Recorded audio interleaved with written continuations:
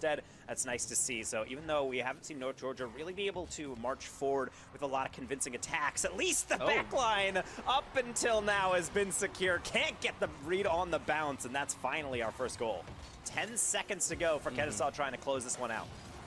Yeah, still with the pressure here from Kennesaw. Now only our second demo. This one from downtown, and that's going to be an own goal here at 3 seconds. We spoke a little too soon here, Danger Talk. Slavip left side, little tap, not really taking away possession. Now definitely does. This player going up, the double tap. HuDog and North Georgia come from behind victory with the Puma symbol on the side. As we've seen many time with new rosters in the beginning of the semester, this might be the first time these players are really playing together at all. So this is really setting the tone for how you guys all click together. Kwong trying to bury one here on the near post, and he does just that. Better. Be able to pad those stats. Kwong throwing it right back in. That should be open, but it's just wide instead. Almost gets the nose down onto it. A couple members fighting, twisting, and now an open net the other way going for North Georgia. Nobody's almost hitting payload. Now is Joel. A little soft hit right there. Kind of just puts it in the breadbasket of a couple North Georgia players. That's really, really bad as this one comes all the way down from the other side. Being able to con the defense out of a clear that gets you the ultimate goal, as we will be able to enter into that 1-1. Maybe not for long as that clear gets away. HuDog into Archie, and well worked from North Georgia. Safe to the side. They're feeling like heroes. They're keeping it up. Slavip into the ceiling. Sharky doesn't get it. Joel with a deflection. It's Quonk at 0. HuDog in the way. Another save. North Georgia will very much so take that ball hitting the grass. Overtime somehow. Now coming up for the serve. HuDog down. That's a bouncer just a little bit too high though as Sharky tries to continue the theme. Down bottom. And Archie does it here for North Georgia. Set up all day long. Now shoots in right now, but Quonk is going to win that 50. Seems screaming off to the side. Bounce off some wall and now ends middle until North Georgia gets another shot at it. Let's be open for HuDog, and they will make no mistake. Kwong, I gotta say, a great effort, but sometimes you need something even greater. You're seeing a player get thrown all the way across, like Joel's really just flailing, and you're thinking, okay, well, I probably have enough time to go to the corner, and then instead, it is in your net, something they're becoming quite familiar with as a feeling. There's number. Demo does come through, those HuDog taking down a Kennesaw State member. Back to the middle, screaming up to this one, now to the left side. All three members right here. This is a very bottled up defense, and Sharky takes a bite. No one even there because, frankly, I think Kennesaw thought that bounce was going to be going a different direction. Same maybe with the defense here for UNG. They can't read it. Slavip does. It's 1-1. They were actually on the far side waiting for an awkward touch and then dove in and actually used their flip angle to throw it right back in the middle. Of course, I'm talking about them. And meanwhile, it's just Swiss cheese for Kennesaw. They're getting sliced through by the blade that is the UNG attack. How about Joel trying to show them how it's done? It's a little bit too soft, a little bit of a double commit even. Kwonk near post, that's a miss. Slavip, that's a miss. Joel, that's a miss. Everybody swinging at it. Get these people some corrective lenses because it's Sharky on the far side with the clear vision from the teammate. My goodness, my heart. And there's really no need for them to. There's only one way that they can come in. This is perfect execution, and with all 5 members left up standing, they only have one opportunity to get in there. Raga, 3 kills on the board, make that 4! Raga on fire already in a flawless first round here. Raga. As much as I respect this B wall being put here, the problem becomes is that they have the weapons to really mess things up. Oh, Asafai not clear the corners, up in the air. No way! Sunflower still walks away before finally being taken down with 2 kills.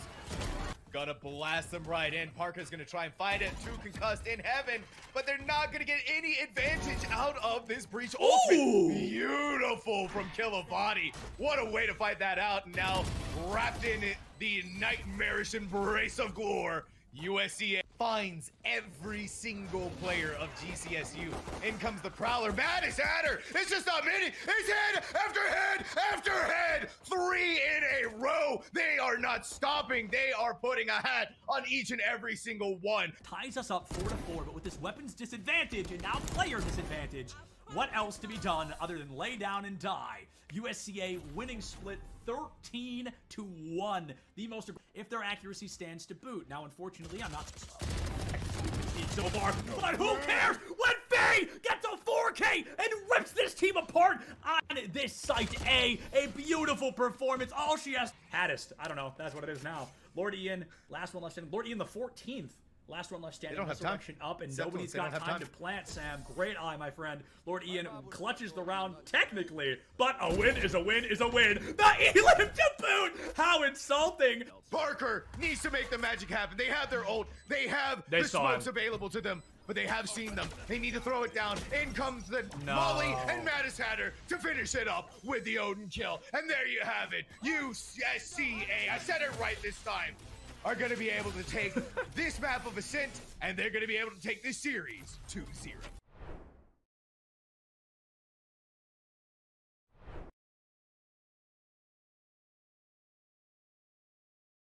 Instead, that's nice to see. So even though we haven't seen North Georgia really be able to march forward with a lot of convincing attacks, at least the backline up until now has been secure. Can't get the read on the bounce, and that's finally our first goal.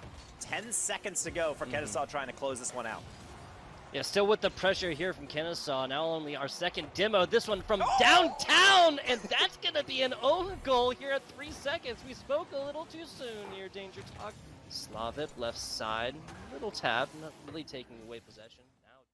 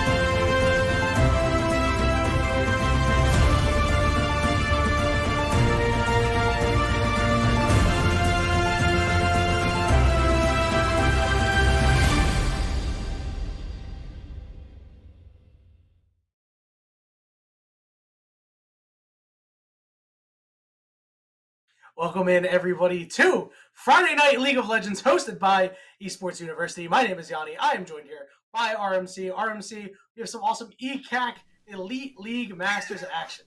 ECAC. That's an awesome way to put it, Yanni. The ECAC Elite Division, the top division of the ECAC. And of course, top teams, Yanni, we got to talk about them because we've got Fisher College, a powerhouse in the collegiate scene, new to the ECAC, up against Campbellsville University, a powerhouse within the ECAC, the runners-up to the C-Law qualifiers of 2023. So two of the best teams, one new, one old. I have to put that on hold real quick. Now everybody calls it ECAC? I think I've heard it ECAC before. Okay, Always ECAC. So when I first started casting, I casted for Stockton University, which is a local university near me where my buddy is the head of the esports club there. And they competed in ECAC and lower divisions. They always called it ECAC. So I only ever know it as ECAC. And I was like, oh, okay, this is what everybody calls it. You know what? I like it. ECAC qualifies into CLAW, and you know we're just gonna roll from there. See how it goes. Well, hopefully, the player names will be just as interesting. Perhaps we'll have to see how that goes. Oh yeah.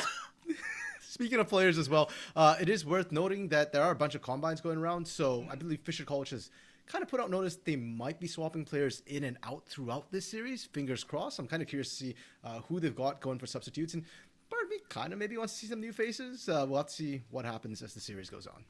Yeah, I know that I was just casting Bajani over at the Raj Alliance Combine, and he participated with them at the 66 LAN, where they took top 8 or top 4. I can't actually remember off the top of my head. I casted that event, so I feel kind of bad about not remembering that. But you know, even their reserves, still a very strong roster here for Fisher College.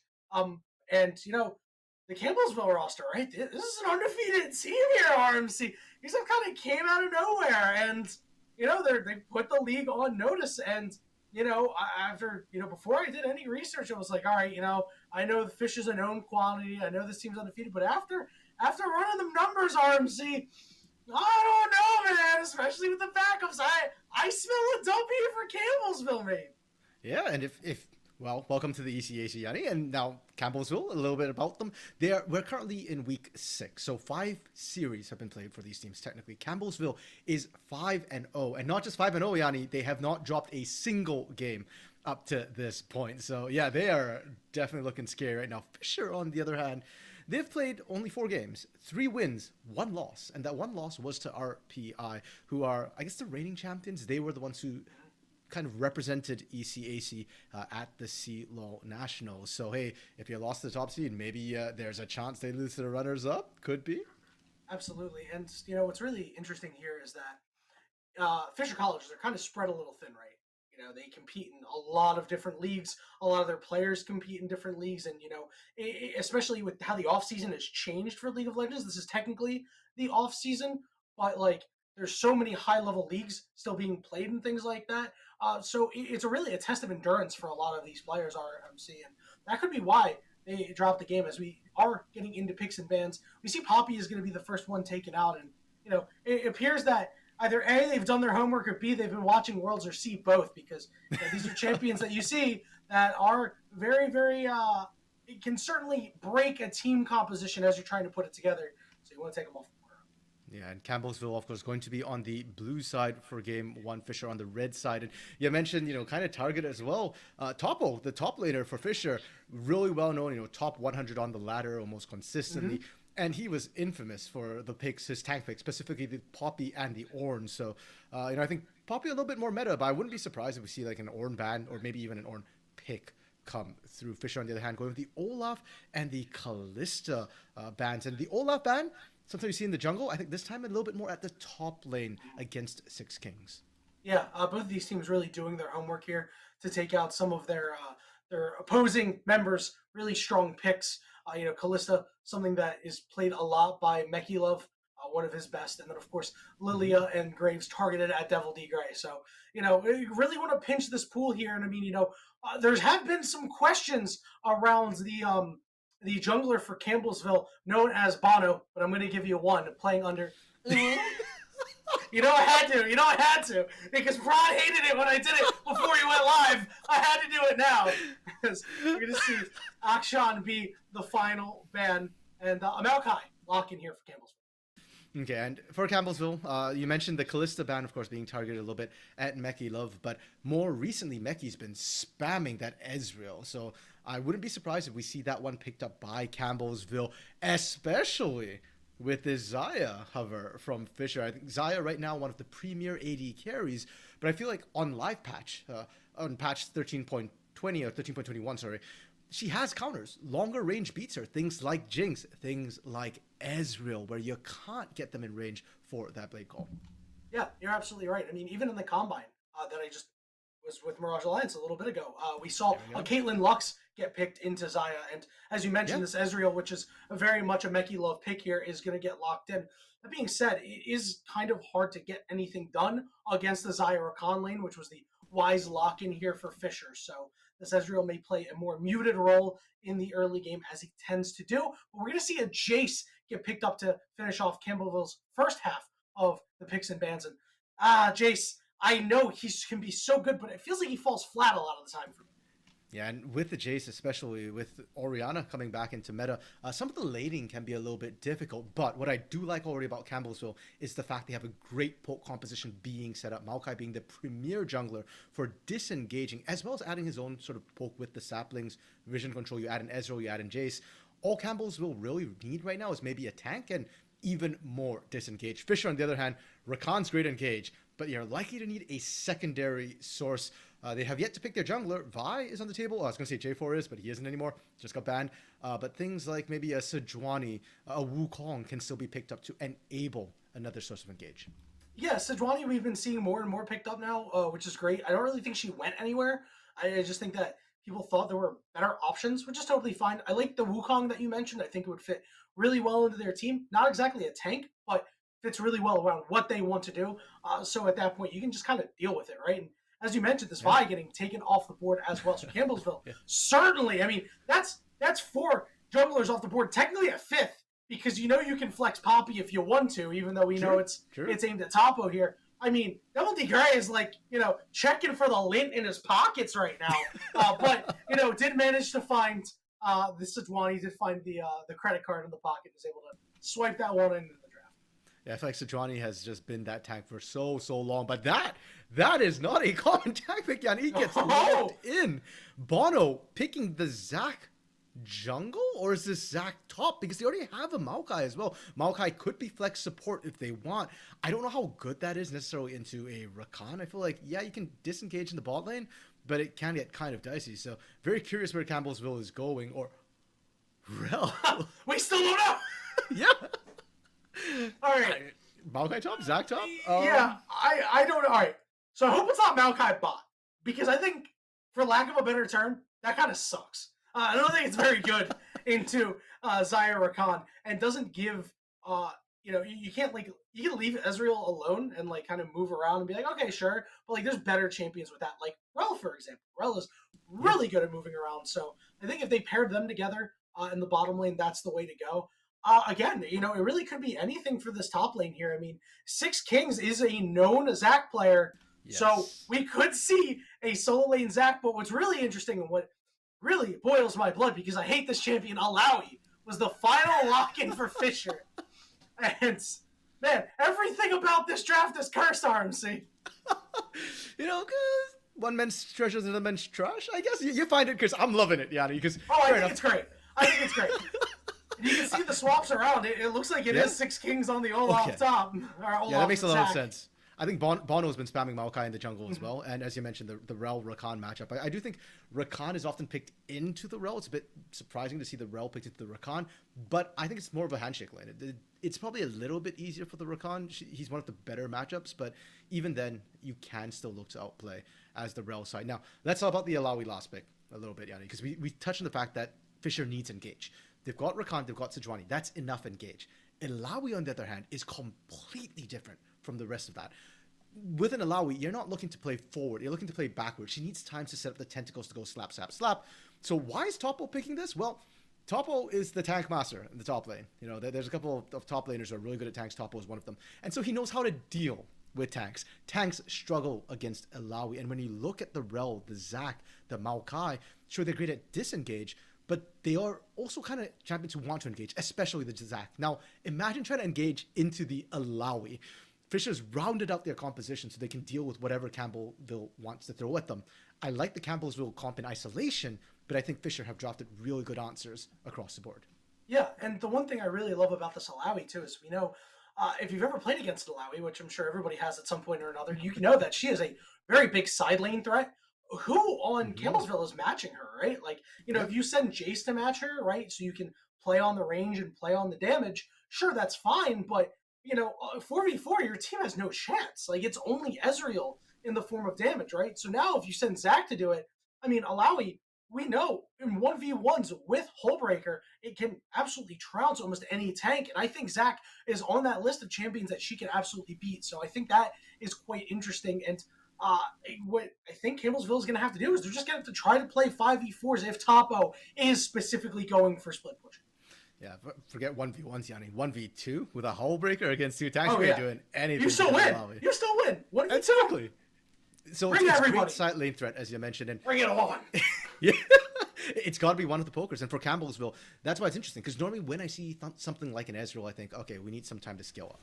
This game, I actually think Campbellsville is on a bit of a timer to find some sort of early lead.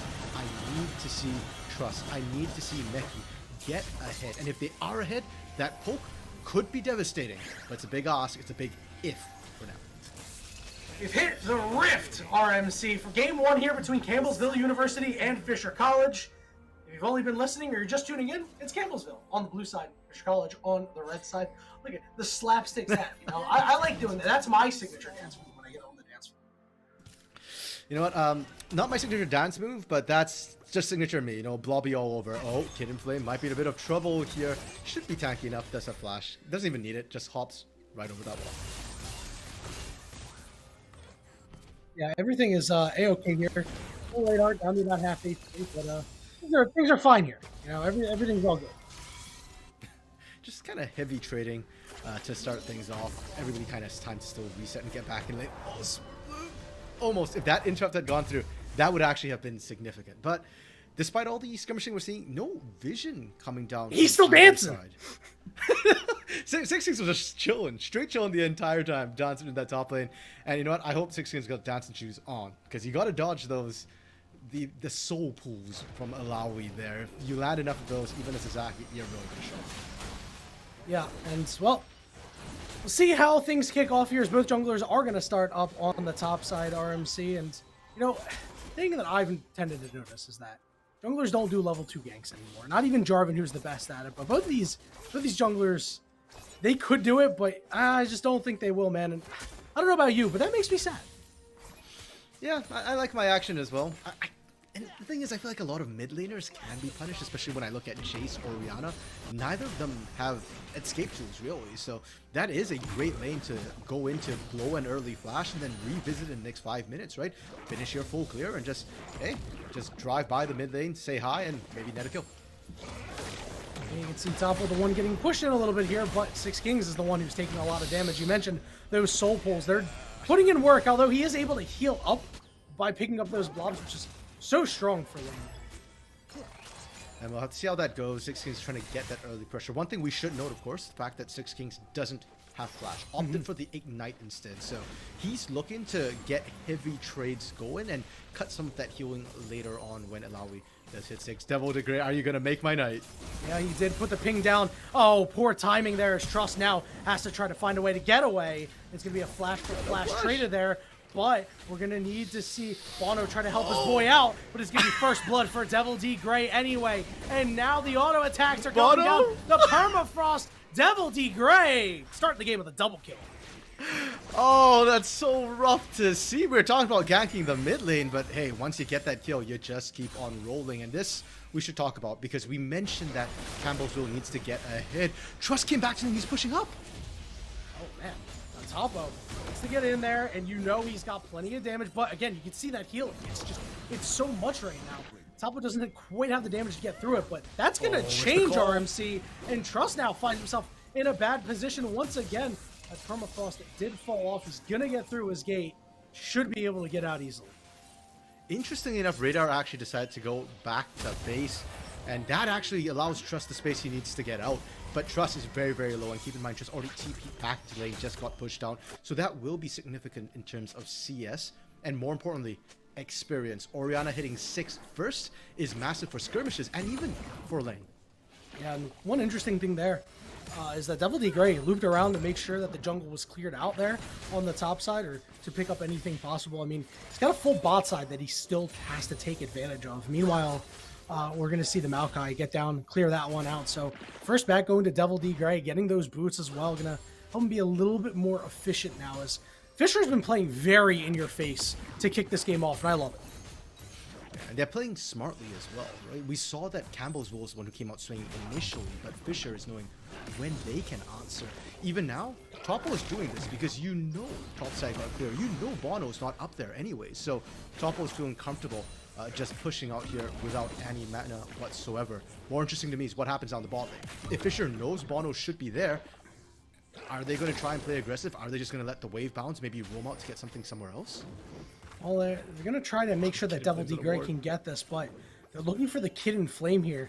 The Kid in Flame realizes that something's not right here. The Dragon's going to get started up here, which I think is kind of interesting, as they're going to look to go onto this Maokai. He's going to flash into enemy territory, which, I don't know if you know, but Xayah's on her way down.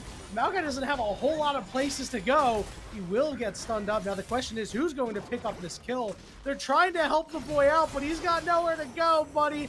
That's going to be a kill going to the Xayah. Disaster striking for Campbell's. Pink Honda literally put a drive-by right there, and I love that Fisher held Bono there, knowing that there was no blast cone. Your flash was already down from the earlier jungle fight.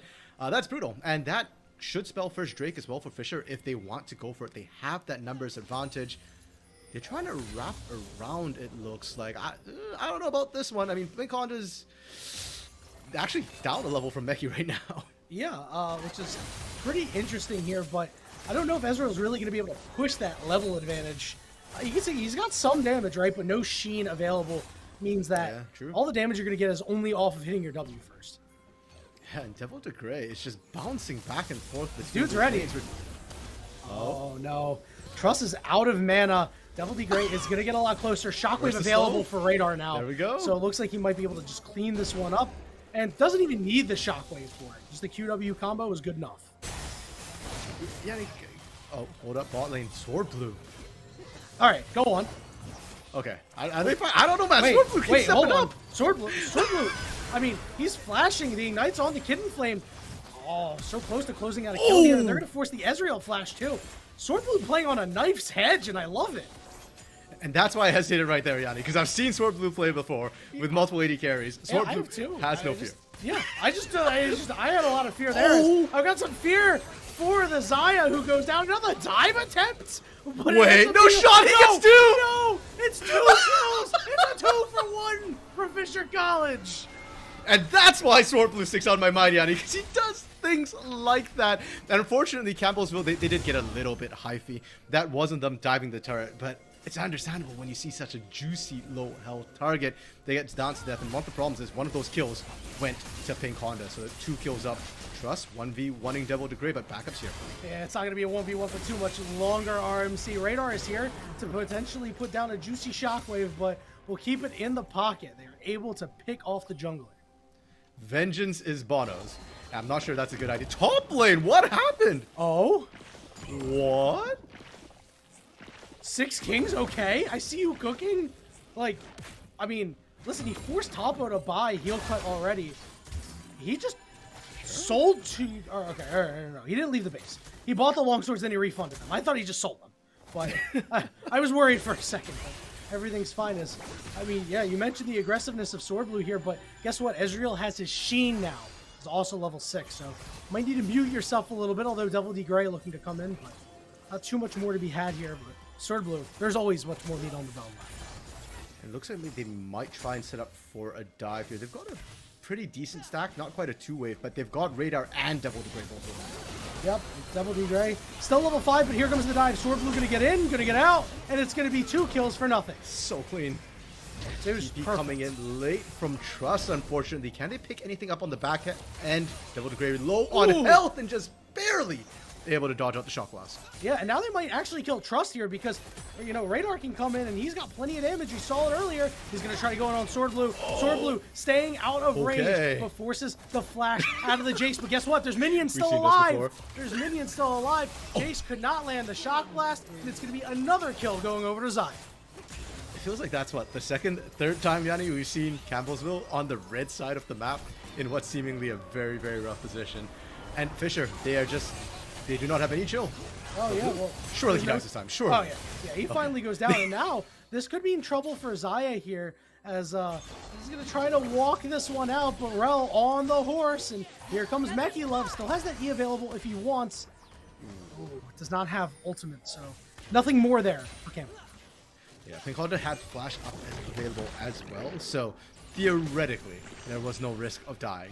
Theoretically, because that Q brought him real close. And that helps as well. That gives a bit more pressure to Meki and Kid in Flame. And for all that's happened, Yanni, Dragon hasn't been taken. First Drag is still on the table, so maybe Campbellsville can try and take advantage of that. Yeah, Rift Herald did get picked up by Campbellsville, by the way, so keep that in mind. As Kid in Flame has been stunned, and he will not be able to use the Blast Cone as Radar picks up kill number 3. It's just everybody on Fisher, except for Topo, has been having a great game.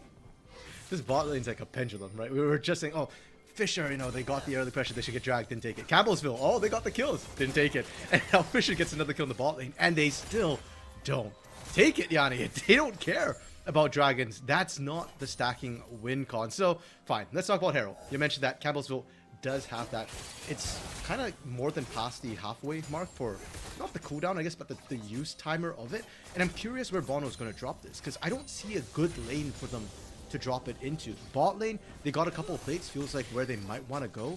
But look at the pressure that Pink Honda and Sword Blue are constantly putting down here. Yeah, you're absolutely right, RMC. There's just really nowhere to put it. And I mean, sure, you could send it top if you want, because that's your winning lane. I just don't see Six Kings getting that extra gold being the real difference maker unless I'm heavily underestimating what Zach can do. Because look at what they're doing in the bottom lane here. I don't think any champion would be able to deal with the complete might of Fisher College right now. Certainly Ezreal and Royal can. Yeah, and you look at the item disparity as well, right? The early Storm Razors pick up from Pink Honda. That's a completed item, and that's why they're winning these trades. Even if Bono's here, 3v2, I'm not sold they win that. Yeah, Bono getting ripped through there like he was paper, right? You know, they've already cut down the tree and turned it into paper. Yep, he has to make like a tree and leaf, I guess. Partially processed leaf. That's what paper is. Yeah, so you know what? That bot lane, it's getting kind of rough. And for Campbellsville, Trinity Force now picked up from Meki Love. That's going to be nice. But you're going to be in a bit of a power trough as the Ezreal till you complete that Mirror Mana. That tier isn't giving you combat stats. So where do you look at? Mid? Look at what's happening between Trust and Radar right now. Trust doing a great job farming up, doing a great job holding the mid lane, but isn't really able to push into an Orianna. And that's one of the annoying things about her. That's why she's blind pickable. She just clears waves way too quickly. Yeah, and you know, you pick Jace for those moments before you do objectives and getting the poke in and whatnot.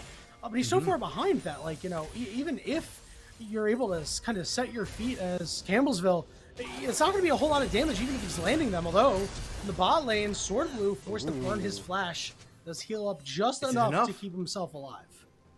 Barely, and that's so annoying for this Campbellsville bot lane. We've seen the 1 kill go down, but how many attempts have come through? And Kid 'n Place been doing a great job locking them up repeatedly. Devil the Grey does not care about Bono and Trust right now. They can't do enough damage. Oh man, and look at the chunks that go down onto Bono. I mean, there's so much damage from this Orianna. Bono will be able to... no, Bono does actually go down. And now Orianna Shockwave in a perfect position. Devil D Grey, though, is the one to fall. Radar, the next target, he's forced to flash away. Here comes the Ezreal, but it does not land. Oh, wait, what? 1 for 1 in a 1v3 situation towards the end there. Radar doing so much damage as he's walking away. Thankfully, the True Shot Barrage does reveal Sword Blue, so they knew they had to back off. They only lose 1. Toppo on the turret. Yeah, Six Kings just gets to heal up a bunch off of that, to be honest, which is, I mean, oh god, that's so egregious. Go to on top of for buying a heal cut there, because the Six Kings just clearly knows this guy. We said he played Zac, and you can tell he plays a lot of Zac. Yeah, very comfortable with that matchup. I honestly thought Toppo, you know, the Alawi pick was going to really enable him to manhandle any tanks in his top lane. Yeah. But Six Kings is trading really, really well. And that Grasp of the Undying proc is kind of disgusting. Between that and Blobs, you're seeing how consistently he's able to sustain. Now Toppo picking up a Black Cleaver here. It'll shred a lot of armor. But I'm going to be honest, Yanni, I don't know if that's enough. I feel like you can equalize the lane that way. I don't know if you can kill Six Kings that way. Yeah, and you know, hopefully Toppo is not thinking that he's going to get any kills, right? Because I don't see it coming. I mean, Six Kings drummed in with, what, 10% HP and left with 60% HP? That doesn't really happen. Bot turret going down here. Not really surprised here as the Fisher College bot lane has been pretty on it this game. They've been really, really good. But Yanni, something does surprise me. Do you recall seeing Herald go down? No, actually. Oh my god, you might be right. Yeah, so Campbellsville got the Herald, but I didn't see it being used. Either that or it got stifled real incredibly quickly. So Fisher, not only do they get the first turret, they got it against the team who managed to pick up the Herald. And now, finally, first drag at 15 minutes. And it goes down to Fisher. So Fisher really starting to assert control across the map. Yeah, and I really like that because I think a lot of teams, you know, everybody talks about how going for objectives, you give up tempo. And Fisher realized that we don't have to concede anything. We can just keep playing our game and getting further and further ahead. As you see them doing here, a double charm landed, but Pink Honda in a lot of trouble, has to ult his way out. But a great E to keep himself getting a kill there, but he will go down. And now the turn is on to Trust because Devil D Grey is just playing on the opposite side of the map all game long. Are we sure Sejuani is not a carry? I mean, we're talking about Devil the Grey J4. This Sejuani's kind of looking like a J4, the way the damage is coming out right there. Neither Sejuani nor Rakan's usually considered damage dealer, but they just deleted Trust on that bot side of the map. And if your tank and your support can start doing that to people, I'm a little bit worried for Campbellsville. Do you have enough damage? Heck, do you have enough health to be able to survive? Yeah, I mean, we talked about the damage in the draft, right? And how a lot of it was going to be around Truss. And in fairness to Truss, he's had a lot of situations where his first strike has been rocking, ringing in my ears, man. Like you can hear it every time he's gotten in these 1v1s where he's the first one to deal damage. So, you know, item-wise, he's looking okay. But again, we talked about how if he has to get pulled the side lane, it's going to be potentially an issue. Although Mekilov, we haven't really talked too much about him because of it's just been a Fisher bot lane, but he's got some damage himself now. That Trinity Force is putting in work. Yeah, and I'm just waiting for the mirror match to come online. Same thing for Trust, right? We talked about it for the Ezreal, but Jace himself also has a bit of that power drop while he's waiting for the mirror mana to complete. So normally I'd say like if you're even as for Campbellsville, it's not too bad. The problem is you're not even. You're down almost 6,000 gold, and Fisher, they've been constantly applying the pressure across the board. They've got the engaged team as well, and we said it in draft, Yanni. Campbellsville needs to be ahead come the mid game, or I fear for their team fighting. I fear for the split push. Yes, I was gonna say I fear for Six Kings, but honestly, I really don't. Like, you know, like you can see he's missing some HP here, but he's gonna go over the wall. He's gonna gain all of it back, man. Like, yeah, unless I'm wrong, but no, I think you're right. I'm not worried about Six Kings. I am worried about Six Kings turret though. Yeah, Six Kings turret could be in a little bit of trouble. Those Six Kings coming in to try to get the 1v1. He spends some health, he gains some health. You know, there's not really much going on there. However, there's stuff going on in the bottom lane here as the Kid and Flame gets caught out. And you can see the carries for Fisher are doing their thing. Cleanse burnt out of Meki. Beautiful Captain Jack from Meki love there. Very, very clean. Barely even hitched a step. But look where Sword Blue is. They are setting up for a dive. No, Sword Blue, don't back. Do it. Do it, Sword Blue. Listen, Radar still has shotgun available. So, like, he canceled it. He can just rip it. He did get spotted out here by the Maokai sapling, though. So, Radar will have to back off as the rest of his team has departed. A little bit sad. I really, I was looking forward to seeing a perfectly executed dive similar to what they did. Bot lane, Devil to Grey. Yeah, it's bait. Radar, the best bait of all time. Give that man an Oscar. But Kid and Flame is back. Radar gonna burn the shockwave here. Doesn't do a whole lot of damage, but will certainly rebuff any potential engagement. Like, you love a good key, and here comes the rest of the squad as it looks like Maokai will be the one to fall. And now all the damage for Fisher is here, and this turret is not going to be long for this one. We've seen this song and dance, Yanni. The last time they tried to kill Radar, it cost them Kid and Flame, and they didn't actually kill Radar, and this time it costs them Bono, and with Pinkon coming out of base, there's so much damage available here. Yep, here comes the ultimate from Kid and Flame, but doesn't matter. Pinkana able to get in, get the kill, burn the teleport as well. I have mixed feelings about that. I feel like on one hand, it's kind of unfortunate that Kid and Flame died, but it also kind of meant that your turret took less damage because Pinkon had to come in. Trust now moving up to top lane. There's damage to the tank. Yep, and Topo does not have a hull breaker, so he's going to go down pretty easily. This does mean that mid-inner turret, under siege by the bot lane of Fisher College, they're going to split 200 gold apiece. Yeah, and you see, I thought it was kind of good that they saved mid-turret. They didn't. They TP'd away. Devil to Grey is tanking damage. Look how little damage Devil to Grey is taking. That's 5 people on him. Yeah, it adds up when there's that many people on him, RMC. You are right. Sure. But it goes down all the same, and there we go. Rift Herald, baby. Here we go. First one of the game, you know. First one of the game, right? You know. Yeah, you know, the one before 14 minutes in spawn, right? Like, I don't know what happened to it, but it certainly didn't make an appearance, you know. Shelly was running late for work, you know. It happens to the best of us. Yeah, it happens. We still love you, Shelly. Kings? Six Kings finally down. Yeah, first time we're seeing his passive get popped, and it doesn't look like the team is going to be able to help him out. And now here comes Topo from behind. Becky Love is very low, but in the thick of things, and good ultimate from the Maokai for the disengagement here. Xayah couldn't press on any further. However, Fisher College not done yet as they rotate to the good. Is it weird of me, Yanni, to say that I feel bad for Topo this game? No, it's not weird at all. I mean, you know, listen, we've all had those games where our team wins, but we have a rough game. And it's not fun. Yeah, it's like the Zac lane didn't go the way Topo would have liked to. And then I'm looking at the team fights as well. Normally when your top laner is flanking, it's this moment, and it flanks the enemy team successfully, there's this oh crap moment from the flank team. But Campbellsville is like, oh, it's an Alawi. Move away, guys. And the leap of faith comes through. Nobody's there by the end of the leap of faith. I think they caught one person in that. And that's not on top of. That's just how Alawi's built. And he was insurance. We talked about the fact that the Illaoi is greatly to engage, but Fisher's winning hard enough right now that Campbellsville isn't engaging. They're disengaging, and Topo gotta keep it. Yeah, you know, Topo is just, you know, as you said, the insurance policy, right? Things have gone horribly, horribly wrong, and somehow Campbellsville is, you know, able to fight back, which I mean, you know, is not impossible, right? Yeah. Then it's like release the Topo, right? And you know, he's hit the hyperbolic time chamber. You know, he's been doing sit-ups in 20 times gravity in side lanes, and he gets really, really strong. But not going to have that yet, as we are going to see the Baron get started up here. We're going to see the back come out from Radar. So Radar does have teleport available. He is going to burn it here. Trust is going to look to join the team as well as Ezreal here. It's a 5v4 for right now. Baron down to about 6,000 HP. 6 Kings, remember, he's not the one with Smite.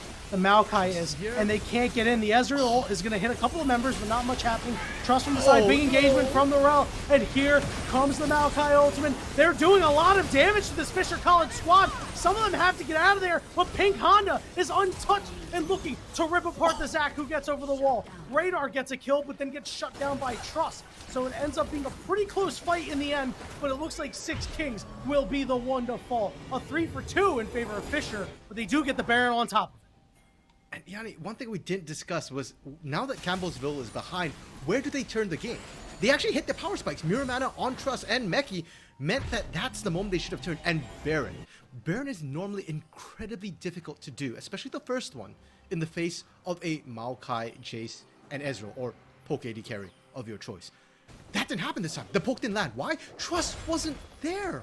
I don't know if his TP was available at the beginning of that fight, at the pre-fight, but Trust simply wasn't there, and Fisher finished off the Baron. That let them turn around and focus, and right now, in team fights, Campbellsville is too far behind to force a 5v5 right now. Yeah, and that was a pretty close fight, as we see Sword Blue in a little bit of trouble here. He's going to flash away. He's going to get out with Devil D Gray there, but we saw that in that fight, Campbellsville, they looked pretty good, right? It actually was everything that they wanted. It was Fisher grouped up, Ezreal able to get some poke in, and then the full engagements from Maokai and from Zac. And if Trust was there, I think this might be a different fight or even a different game, RMC. But wasn't there. It means that Fisher was able to get the Baron with minimal losses, which was really a big deal. Yeah, and now for Campbellsville, you're in just full push mode, right? Just try and clear the waves as fast as you can. And some Fisher to try and leverage this Baron. For now, it looks like they're going with a 1-3-1 split, but they've got a lot of faith in Radar to be able to hold a lane solo. And I'm a little bit scared. I mean, 2 tanks might be able to kill that Orianna. She does a lot of damage, but her health is... I guess she's 6-1 and 10, so she's a little far in. Yeah, she's a little fragile, though. You know how it is. They're going to look for an engagement here. They're forcing the flash out of the Maokai. Means Fisher will rotate over and take top inner turret as well. We see Topo pushing in the mid lane and the bottom lane. It's Trust. And, you know, with Trust side laning, there's no way to get any poke on Fisher. Yeah, good call there in terms of the fact that they can't really defend. Topo actually not recalling, and Fisher, they've still got Baron for some time yet. I think like another 30 seconds or so. I'd love to see them push a little bit harder, or yeah, they unfortunately out of time, they didn't push there. So Campbellsville for now has survived the Baron push. The next thing is, how do you start coming back into the game? And it has to be poke, but they need to set the vision to enable that poke. Right now you can see people are getting caught out. Yeah, Trust is in so much trouble here, so low. Being stunned by Kid and Flame, and it's going to force the Maokai ultimate out to keep his mid laner alive. That is a big cooldown in a spot where you really want to have it in your back pocket. Yeah, Kid and Flame, let's talk a little bit about him, because I thought that was a beautiful stun, catching pretty much the entirety of Fisher College right there, and just saved Trust to them back out. But he's 0-8 and 8, and he's been having a really, really tough game already. I highlight that because as a rel, this is what happens. As any sort of tank and gauge support, you go in, you're not coming back out. And Kid and Flame's been actually saving them from quite a few engages and making sure that they're struggling to really kill off all of Campbellsville and one sitting. There's no ace that's been coming through, and that's why Fisher hasn't taken more turrets. But we're getting to the point where Fisher might start looking for dives, and at that point in time, if Kid and Flame is not tanky enough, if he's too far behind, I don't know if he can save them the same way. Yeah, wipe away the scoreline for him this game, because he has been the unsung hero, and he deserves his flowers for this one. You can see Campbellsville looking to set up and maybe try to get Devil D Gray or Sword Blue, but there's just nothing they can do. And you know, the Xayah is just able to solo the Drake, and to put Fisher on sole point here is Campbellsville, they're a little too timid to do anything, even with, you know, the solo laners in top and mid. Yeah, and understandably so, right? They don't really have perfect vision to make anything happen. And sure, the solo laners are in the other lanes, but both Topo and Radar have teleport available. It's not always just about having vision of the opponents, it's about knowing where their wards are. Because I think a Radar flank right now would be utterly terrifying if we looped up the forest.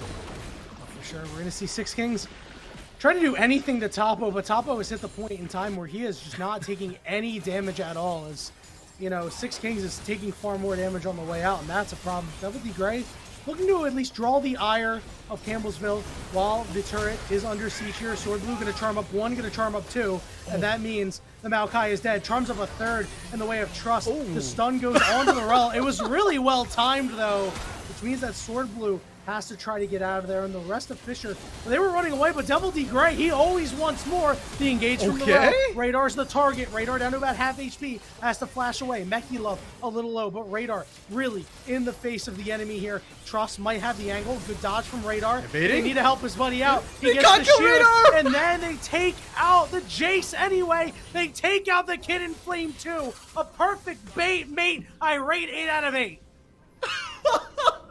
Radar has been just excellent at these baits. He's gone from apprentice baiter to journeyman baiter to an amazing baiter.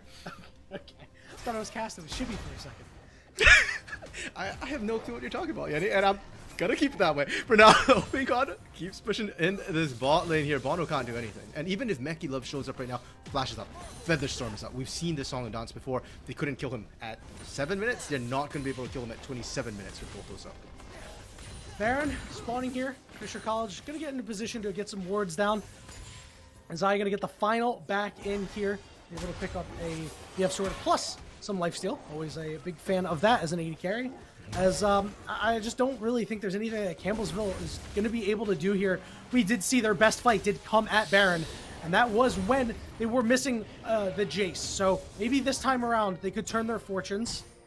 Meki Love's gonna walk right into Sword Blue here, and Devil D Gray right over the wall. They have the catch, but they don't have the damage. Topo coming from the side. Meki Love gonna flash away, but Meki Love, his damage is pretty low here too. Trust is trying to come in, but now it's Pink Honda looking to start the front to back fight, and the unsung hero goes down. Trust is gonna fall as well, and now they're gonna look to turn on the Six Kings, who's being able to fly out of there. Does get stunned up, but the rest of Fisher College, the onslaught, the meatballs, I mean, they just don't take any damage.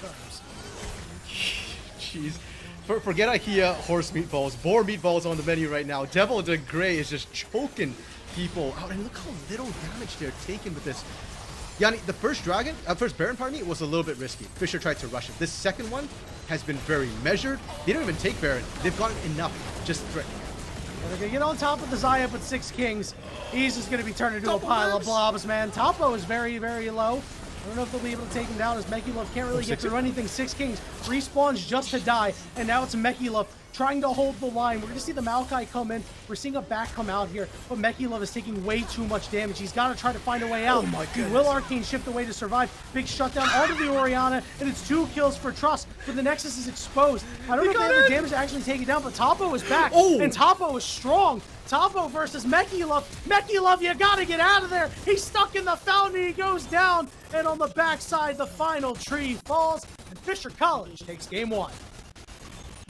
Well, Yanni, we had the question of, are the newcomers, these established in the C-LOL team, are they good enough to take out the ECAC second place? Well, game 1 says yes, and they do it in style as well. Fisher just pressuring Campbellsville the entire game in every lane, and for Campbellsville, that's a rough one to bounce back from, because I don't think they did anything wrong per se. They were just kind of just shy a little bit in different areas, and Fisher just kind of clomped onto that and never gave them space to bounce back. Yeah, I think what was pretty interesting is it looked like that Campbellsville wanted for a bit more of a scaling comp, right? With allowing time to Jace for Jace to spike on 2 items, right? For Ezreal to spike on 2 items. And when you play against a team like Fisher, who's got a lot of really, really good players, I mean, obviously Campbellsville does too, but what really good players do is they go, you know what? Sometimes they just want to pick early game champions and they want to make things happen early, or pick champions that not only are good early, but even get better late. And that's what we saw here from Fisher. Their early game, their champions were just stronger, right? They were able to get those kills, get those advantages. And then all of a sudden, your 2-item spikes didn't matter. Yeah, and we talked about it in draft, the fact that Campbellsville's comp was great in isolation. And I think that's a key thing for Fisher, that they correctly identified how they wanted to break that composition, using Orianna to get the lane advantage over Jace, with the bot lane as well, kind of knowing that, hey, we can soak a little bit of that damage, send Devil to Grey down here, send Radar down here to equalize that lane, and then leave Topo on an island. He picked a Lowy, he knew what he was getting into. So I think Fisher did a great job. And going into game 2, Yanni, what's going to be interesting to me is side select. Because Campbellsville, I feel like red side's really strong, especially the way Fisher is drafting right now. I'd love to see Campbellsville play a bit more counter, recognize what's happening and say, like, okay, we've got answers of our own. Because I know they can play that way. The question is just, do they want to? Yeah, I want to talk a little bit about how League has evolved in a sense of something I've seen a lot this year, with a lot of teams opting to take red side because of the advantages that you get in draft. Like, teams are finally starting to capitalize on those advantages that you get. And you see, I don't know if you've noticed in some higher level leagues and things like that, and even, getting, in some, best of threes in the World Championship, the red teams, the win rate is going up. It's because these drafts are getting better. So I'm really interested to see if Campbellsville is going to say, hey, you know what? We want red side. We want to get 2 power picks. We want to try to get an advantage in draft. Well, Yanni, we've got a bit of a break coming through. The teams have time to kind of reset a little bit here. And so we'll see what the teams come up with, because we're discussing this, but the teams might know something a little bit different. We'll have to see after the break.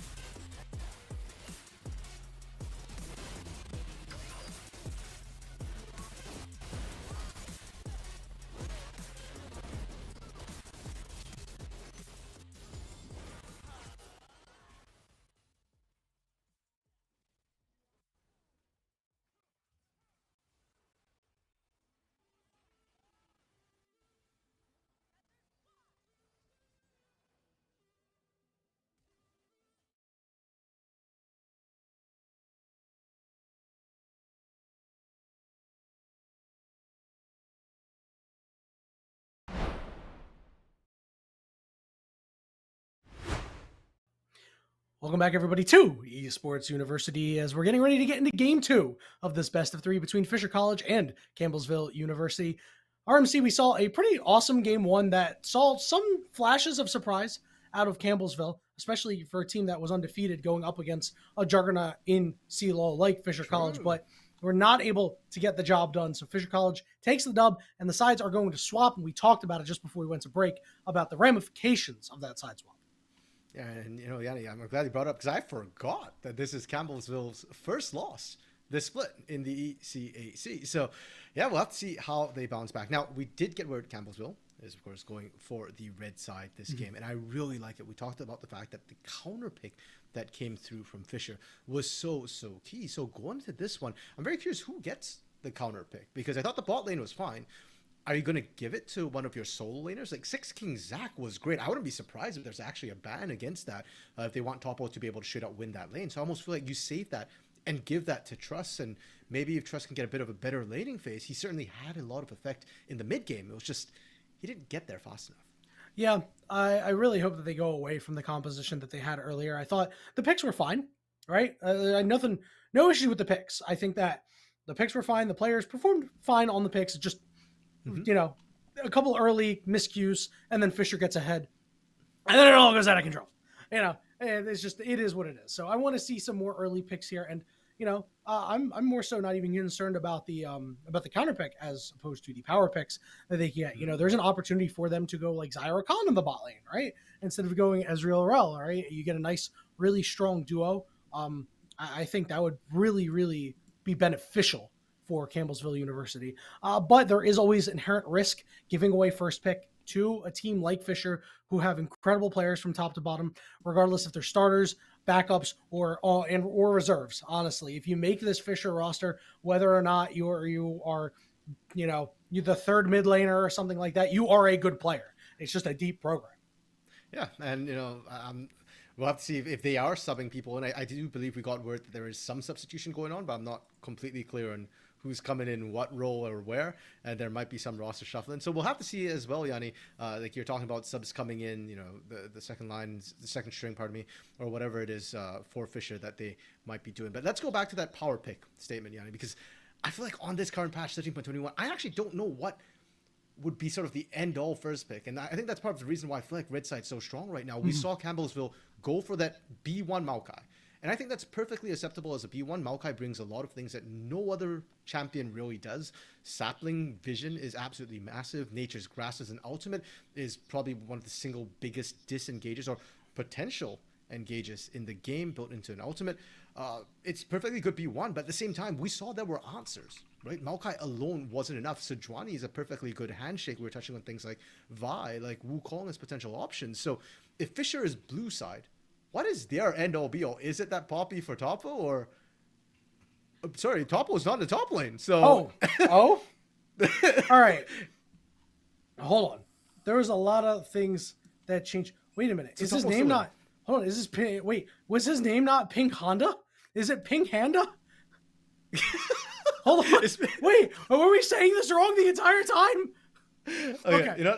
There's a lot of things to take in here.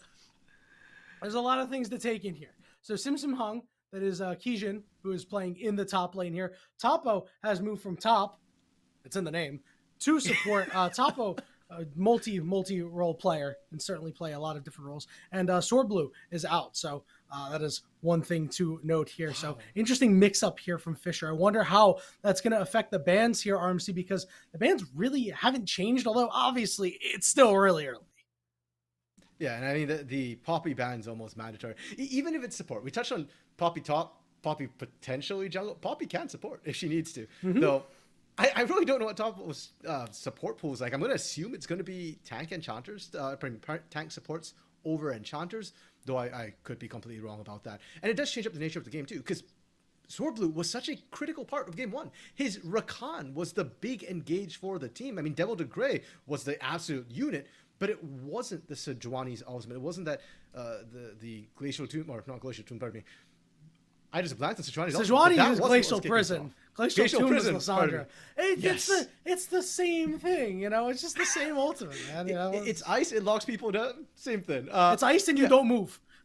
Exactly. But it was Sword Blue on the Rakan who was finding most of the primary engages. So now that that's not there and the Rakan was removed off the table as well, I'm curious how this changes things up for Fisher. Yeah, I'm actually quite surprised they took Rakan away here. It just means that they're not really interested in playing a Xayah Rakan bot lane, which I think is fine. But it is a little surprising, especially with Sword Blue not being here. And the jungle, a bit of a jungle swap going on here. There's going to be Maokai for Devil D Gray, and this time for Bono, it's going to be the Sejuani. So hopefully you don't lose both sides of the matchup. That's always a bad feeling. So, rooting for Bono here, as Crisante is going to get locked in as well. I like the fact we're talking about Maokai, the fact that, yeah, great B1 pick, there are answers, and right away, Sejuani locked in. Oh. Now, what are the odds, Yanni, that it's not, I was going to say not a Maokai jungle, because Topo does play Maokai top, and again, we said before, it could be support, and with the Graves coming through here, I'm starting to think that might not be a Maokai jungle. This is what I get for not doing my homework, man. I was, this is why I'm not a college student. I don't do my homework, right? So Fisher putting together a really interesting team here. As it turns out, probably just a Maokai support, right? Because Topo, it's one of the champions you mentioned that he plays, right? In the top lane. So bring him down to the bottom lane. It's fine, right? You also get to retain this really aggressive top side while also having your Maokai for the utility later on in the game. I actually think it's really fantastic. And we're going to see a Kai'Sa go the other way here for Campbellsville. So she's going to have to be very careful because we all know how strong of an ability Maokai W is. Yeah, now these teams are looking for different pickups. Campbellsville has already locked in their AD carry, so they're looking for a support and a mid lane. Fisher, most likely a mid lane and an AD carry, though with the flex. I mean, theoretically, Graves could go mid. The lifesteal build's been nerfed, but he can still do things. So you're seeing Campbellsville pinch out the AD carry pool because that's what they know for sure Fisher needs to take. And with the Xayah off the board, that's long been considered the counter to Xayah, with Xayah off the board, the main counter to Kai'Sa. I'm curious where Fisher goes with their AD carry, because what's still on the board? We've got Ezreal, we've got Jinx. Neither of them fare particularly well into Kai'Sa. You know what I think would be really interesting here? Let's go Caitlyn. No, you can't because you got the Maokai. I was gonna say you could go like Caitlyn Lux with Lux in the mid lane, but like, it's not that great, right? So there's, I don't know. There's actually a couple interesting options that you could just lean into the all in here. It would be really risky with this Neeko pickup. This Neeko pickup, I actually think is really good into Fisher's team right now. And if Fisher want to invest further into being super in your face, they're gonna pay for it. But Syndra is a good answer to that. And Yanni, I think Caitlyn would be a great pick right now because you want range into the Neeko. Neeko's great because Maokai, Graves, Renekton, they're all kind of short range. Yes, Graves is range, but it's not very long range. So, Caitlyn would have been great. Jinx works as well. The darling of the patch. Yeah, 11.20, pardon me. Or 13.20, what am I saying? 2 seasons to the back. 13.20, she was absolutely busted. 21, they've nerfed her get excited. So she doesn't get as excited off anything but kills. But you look at a Neeko, you look at a Kai'Sa, you look at that Pyke, they're all real squishy, Yanni, and if Jinx gets excited even once, it's so hard for Kai'Sa to really lock her down. At that point, Kai'Sa either one-shots her, or you just get delayed, and then Jinx just runs amok, pops everybody those rockets from everywhere. Yeah, Campbellsville, that Pyke lock in, it does worry me a little bit, and the reason why is because, look at Fisher's damage, right? This is a 4-threat composition. Because Graves can burst out any of these squishies right now. The thing that Campbellsville have going for them, their bot lane, Kai'Sa and Pyke, is one of the strongest bot lane combinations you can get going into a melee support like a Maokai, right? This is a scenario where, if you're able to land that hook onto Maokai, you can blow him up early. He's not as tanky as some of these other champions like Braum, for example, because of his shield, like Nautilus because of his shield as well. So there are opportunities for Campbellsville to do something, and it's a mid laner that can roam a little bit, and their jungler has good gank opportunities. So if they want to focus on the bot lane here, it's a wonderful place to start. Yeah, and I agree with you, Yanni. I think that is where Campbellsville needs to focus, because I'm a little bit concerned for the scaling onto this team. What Campbellsville wants to do with their composition with picks like Pyke, with picks like Neeko, is to actually spring surprises, get catches, get picks. Originally with the Neeko Sejuani, you're thinking you want a team fight, but up against the Jinx, if you don't burst that Jinx early, you're going to lose that team fight. Kai'Sa is not going to be able to match, so they have to get picks, and with a pick composition, getting early kills is key. If Pyke starts running away with the game, well, Kid and Flame could just kill absolutely everyone, even things like a Renekton, and that's probably going to be the tankiest member of Fisher. Whereas Fisher, they just want a nice, calm game. Compared to game one, they were pressuring all over. If they can get that state, great. But if they can't, if they go even, that's good enough. Fisher want late. Yeah, and a couple interesting things to think of here. Number one, we haven't really touched on it. How are you supposed to get on top of Jinx, right? Like, the only way you're doing it is if K'Sante gets an angle and hits the all-out, right? Or Sejuani goes and it hits that Glacial Prison, right? There's no point in click, right? You have to either get a surprise from Nico here, or, you know, Pyke has to get in from behind or go unchecked. There's a lot of, well, you can, but instead of like, we have a Nautilus point and click, or we have a Vi point and click, something like that. So that's a big worry here, because that's going to allow Pink Honda to kind of have their way in fights. And, you know, listen, they could go Ghost if they position well. Cleanse is obviously the smarter move, but, you know, there's a world where you don't really get onto this Jinx and you just lose. And then, of course, one other thing, the aggressiveness of this top lane, right? They're going to be able to really take control of the top side of the map too, which may force Campbellsville to try to play more active in the bot lane. Yeah, and I'm just thinking too, Ghost or Cleanse? How much do you trust your team, Yanni? It's Ghost. It's Ghost. Pink Honda is all in on the power of friendship right now, because the thinking with the Ghost here is you don't need Cleanse if you trust your team, right? Radar has a knockback. Topo has Nature's Grasp. So theoretically, as long as Vision is good, there shouldn't be any CC that can land onto you that you can cleanse. Sejuani needs to get past people, and you can't cleanse the Pyke, so nor can you cleanse the Airborne from 16 anyway. So I like the Ghost idea here. Now it's the question of, can Fisher's rest of the team execute? Yeah, and, you know, not only do you have to have trust in your team, but you have to have trust in yourself, right? I was told this by a very wise challenger AD carry once. In order to play AD carry, you have to have an ego, right? And no, they're serious. You have to have an ego. You have to be able to think that you're the best and be able to bounce back from bad situations. Well, picking this Ghost is just like, yeah, I will be able to outplay anything that comes my way, because they don't have a way to make me get CC'd. It's all a choice, if you choose to dodge it or not. Yeah, and I guess if you can dodge a Sejuani out, you can dodge a Pyke or something like that, right? But I think I heard that in a movie once. Something like that, yeah. I actually don't remember what movie it is now that I made that reference. Dodgeball, an Underdog Story. Oh, okay, yeah. If you can dodge a wrench, you can dodge a... Yep. That's the dodgeball, yeah. There we go, Yanni. You see, you're the color when it comes to movies, man. My pop culture references are more missed than hit. It's really funny, because I don't really watch movies, so... real quick, we're seeing Renekton get super aggressive here. Oh no, Bono's in trouble. He's flashing and he's dead. He's dead. It's first blood going to Renekton. The sub Keijin is able to get the job done. And Yanni, I was just going to talk about, if we're talking about egos, we got to talk about solo lanes, because we've got a sub coming in the top lane, Simpson Hang or Season, coming in for Topo, right? And Topo's still on the team. Topo's also a coach, by the way. He coaches some amateur teams as well in the NACL. So, you know, you've got a coach / former top laner watching your moves as well. Simpson Hang's got to play well, and that you couldn't ask for more, right? First blood off that level 1, you come back into lane. You didn't even miss that much CS, and now Simpson Hang is in a great position to try and contest 6 Kings. 6 Kings on K'Sante will not have the sustain he had on that Zac in game 1. Oh yeah, and by the way, you've also just like taken Bono out of the game, right? Because look where Devil D Gray is right now. He is feasting in this bottom lane jungle right now on the bottom side, and he even has his top side to take too. So, you know, maybe he's gonna meet Bono, or he's gonna just be like, you know what, I'll take what I can get and get my own here.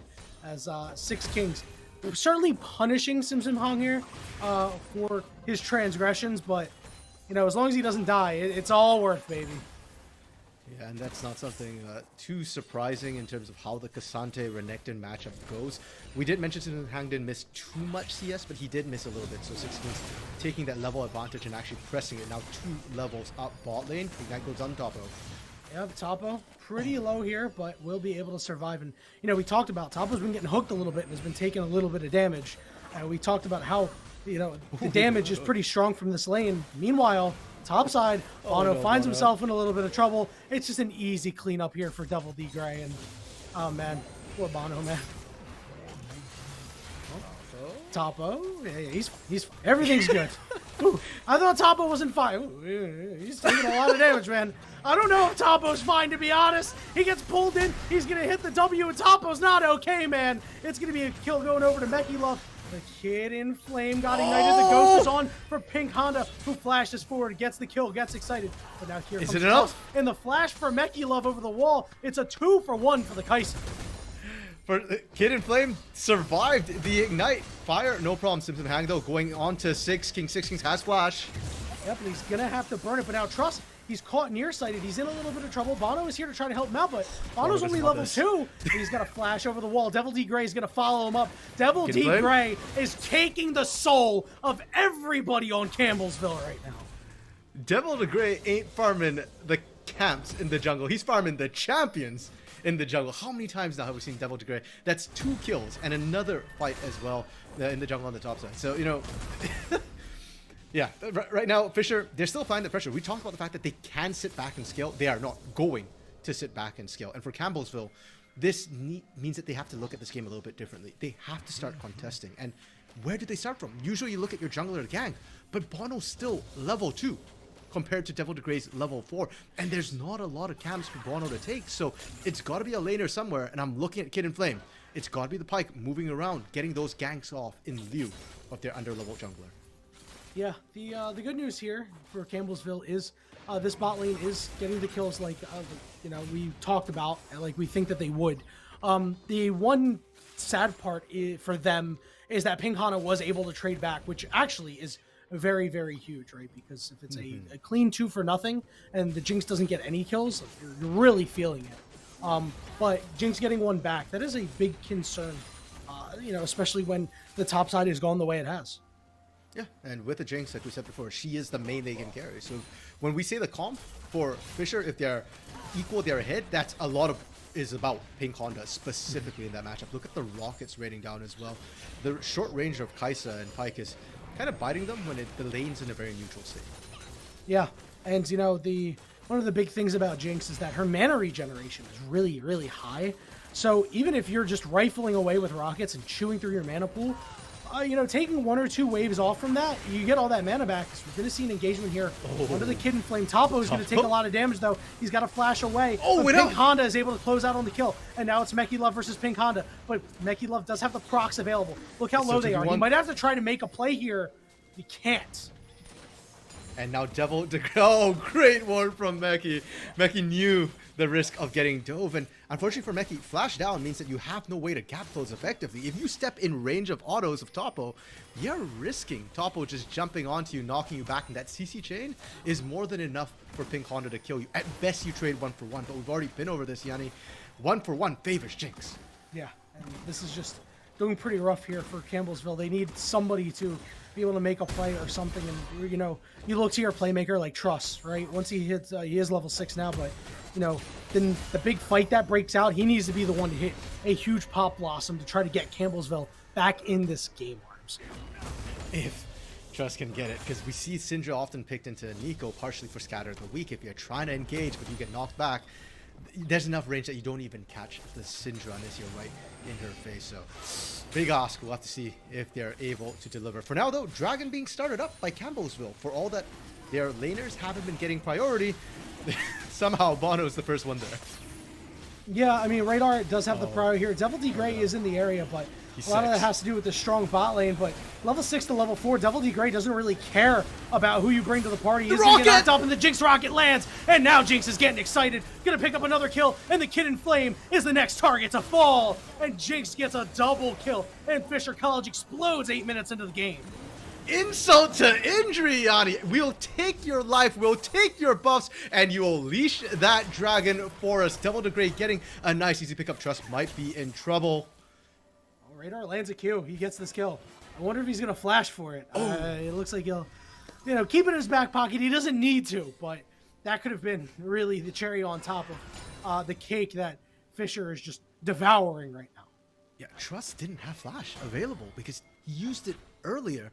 And yeah, if Radar had gone in, there's nothing you can do. But even then, the fact that you chase Trust out of lane, Trust doesn't have TP, that's a wave missed, and Radar can start roaming out, impacting the other lanes, or really the only lane that hasn't dominated, which has been this top lane for Simpson Hang. If anybody goes up there, Six Kings could start to fall behind. He's going to pop the dominance here, so trade of ultimates here. We are going to see Sejuani hang around up top, but Sejuani's level 4, man, and Devil D Gray and Radar are on the way. Oh my goodness! The damage that gets put down. Radar going to follow it up with a Scatter the Weak combo. Like oh, they're so low, man. This is disaster. Topo has joined the party as well. Tanking going to start from the Renekton first, but it doesn't matter. It's 2 kills for Topo. Let's go. Topo, you can take Topo out of the top lane, but he'll come right back in there. He might be support, but top lane is his kingdom. Kid and Flame now roam to the bot lane. Can't quite find the hook as the minion wave comes in. And Trust is looking for this dive. Was there a ward? How did Pinkana know? He had the soul read, man. I don't know. I honestly don't know. But he might have had the soul read. I mean, listen, dude's 4-1-1 right now. He is Ultra Instinct Jinx right now. He went with the Ghost because he knew he wasn't going to need the cleanse. And that decision has paid off. He is just knows where everybody is on the map, everywhere, all at once. Thankfully for Campbellsville, though, not getting the kill wasn't the end of the world. They got the pressure, and I think that's also really important. Look at the plates that Meki is able to pick up. Look at the CS advantage as well. For this Kai'Sa, you're really waiting for that power spike, which is usually that sort of first or second item power spike. Is that a static shiv he's building? I don't know. It could be a big play here for Meki Love. I'm surprised he didn't drop the ult here. I think he should have just went, and you know, you got to try to get this shut down big time. Topo going in, Topo level 6, but throws his ultimate the wrong way, and now could find himself in a little bit of trouble here. See if they're able to get the chase down. He will use the ultimate as Meki Love, and there's one kill for the Kid and Flame. There's a second kill for the Pyke. Radar's in trouble. Comes in, but so does Trust. And yeah, as you mentioned, Radar is in trouble. Flash for flash. Radar's under No way, Radar! whiffing the ult on the Kid and Flame, and Radar gets the kill in a 4v1, man. How could I doubt you, Radar, after the last game, Meki? Oh yeah, Meki's dead, bro. Devil D Gray picks up kill number 4. Are they done? I don't know if they're done yet. I don't think so. Syndra still up. Yeah, Trust is going to be able to back him off of me. Devil D Gray still has his ultimate available, so I know it looked like it could have been a kill. Yeah, I mean, Unleash Power is available as well, right? Between Syndra and Graves. Bono is not very, very tacky, so I got very worried for a second. Top lane, we're just seeing them skirmish. Unless Dominus. Go on, 1v1 me, bro. 1v1 him, bro, and Sim Hong gets the kill. Now the Kid and Flame is here, and remember, you said that Unleash Power is still available. They're going really deep for this Pyke here, but they just can't get punished. That was a good try.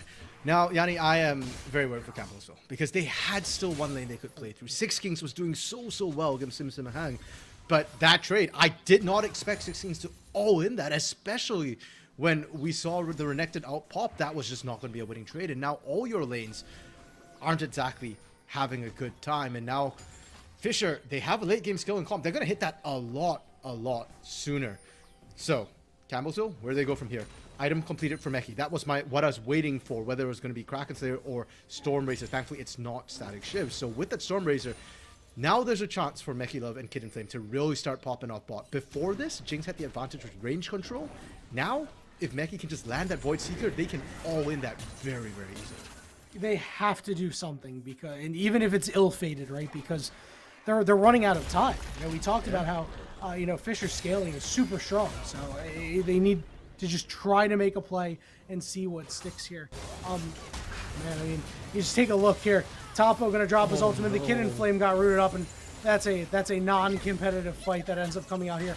Pop Blossom burnt. Radar is low. Radar's trying desperately to get away. Surely not. Surely not. Can he take down Radar? He does. Sejuani closes out on that one. Lands the stun onto Devil D Gray as well. Uses the ultimate to get closer to Trust and the kill all in one.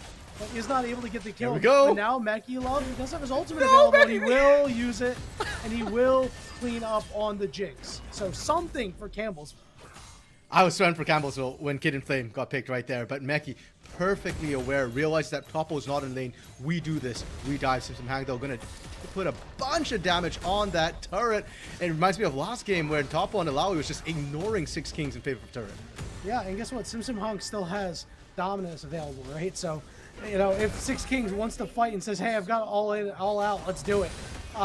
You're not going to win that fight once again. Look at all the healing. He's got the Gore Drinker too. I mean, he's just completely turned this around, and now this turret's going to fall in one auto attack. Oh, no. Yeah, he tried.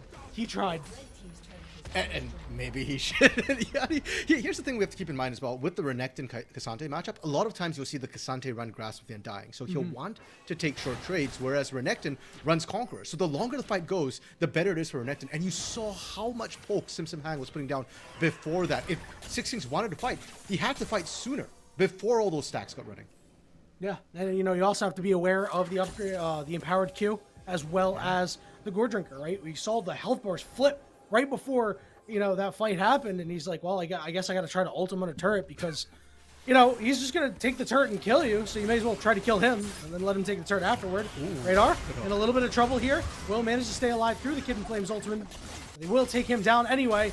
This does mean that Topo is in a lot of trouble. He flash ults to try to land it onto Trust, but Trust is able to walk it away. However, Devil D Gray is here, and Sejuani is just a couple auto attacks away from dying. Six Kings going to teleport away, and all of a sudden it's a 2-0 for Campbellsville here. Okay, there's that pick that we were talking about, Yanni. Campbellsville able to start finding those. Unfortunately, Kid in Flame wasn't able to get the ult reset, and while all that was happening, Pink Honda was farming. Devil D Gray. Trust is going to pop the ultimate. Nice dodge there, but still going down anyway is the Pike. No. Devil D Gray playing well at range. Double kill for this Renekton.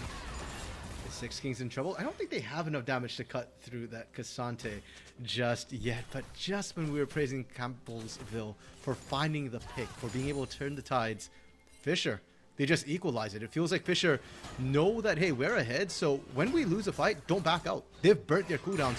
We can force this on the recalls when everybody is back into the fight and equalized, now invading once again onto Bonner.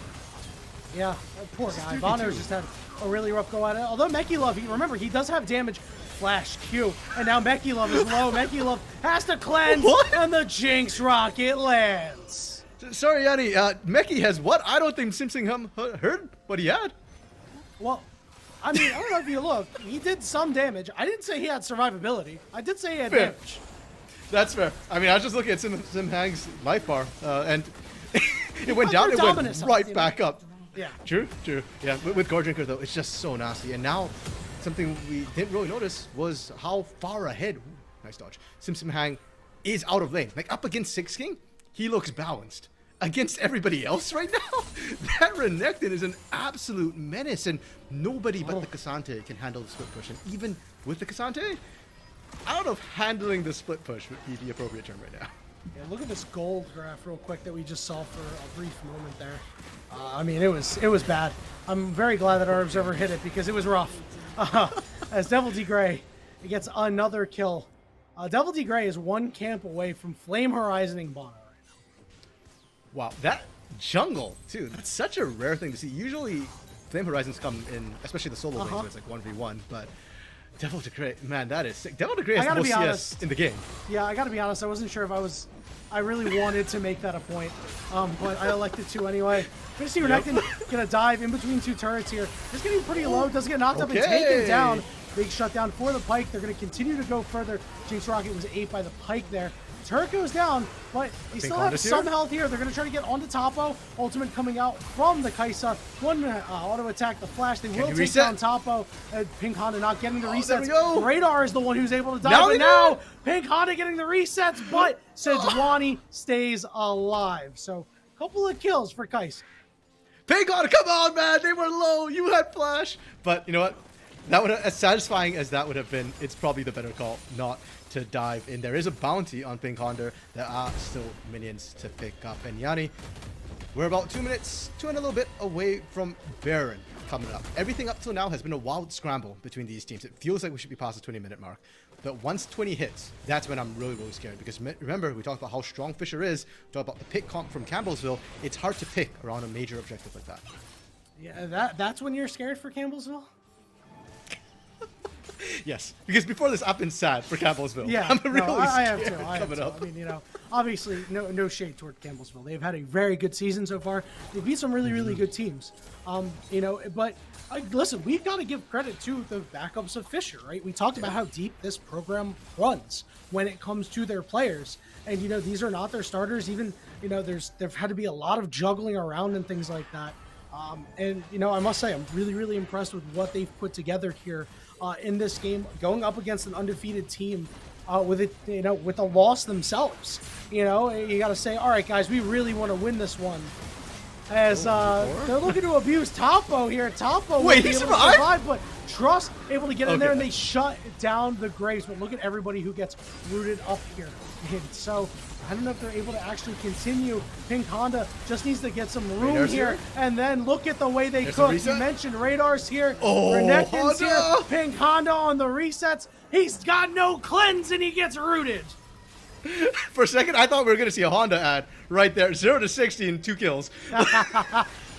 Pink Honda was revving the engines, but unfortunately, again, I have such mixed feelings about this. On one hand, I just want Pink Honda to go on a massive killing spree, just dive in even if you have to die to get the kills. But they're making the strategic calls. They're keeping the Jinx alive. They're getting all these turrets. Pink Honda, right now, yeah, there we go. I was going to say, should be completing second item, maybe starting the third item. And they're just setting up for this Baron fight right now. They know that, hey, that's the big one. That's the one we can get the ace and potentially end the game off with.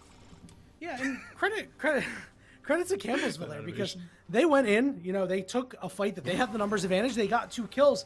The problem is they were like, well, we have the numbers advantage. We can push, even though they had big cooldowns. And then they lost a 5v3.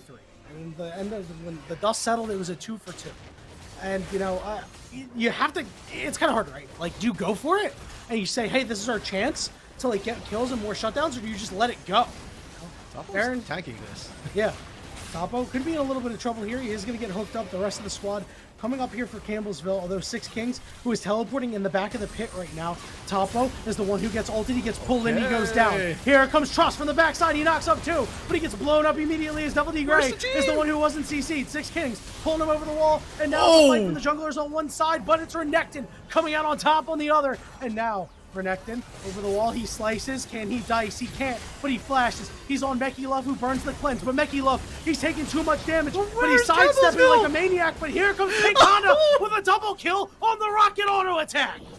There's the ace. There's the team fight we were calling for. There's the pop-off from Pink Honda, Yanni, and they get the kills. Baron's still on the table. I know that they don't have a true tank, but I'm going to be honest, I think between Devil Gray and Pink Honda, they could take it. Instead, they're just going to walk Shelly in, wait for the respawn, and reset the fight. Campbellsville, they got a great pick. Now, how many times can you do that? Well, you have to get the pick and then not die. True. That's- The second that's part's a- important too. Yeah, and unfortunately, that's just what's been happening in this game. Is they get the pick, and then either Fisher is able to follow up, or we do like the fighter was just talking about before, Baron. They overextend, right? And it just ends up being their undoing. Yeah, and specifically in that last fight as well, Yoni.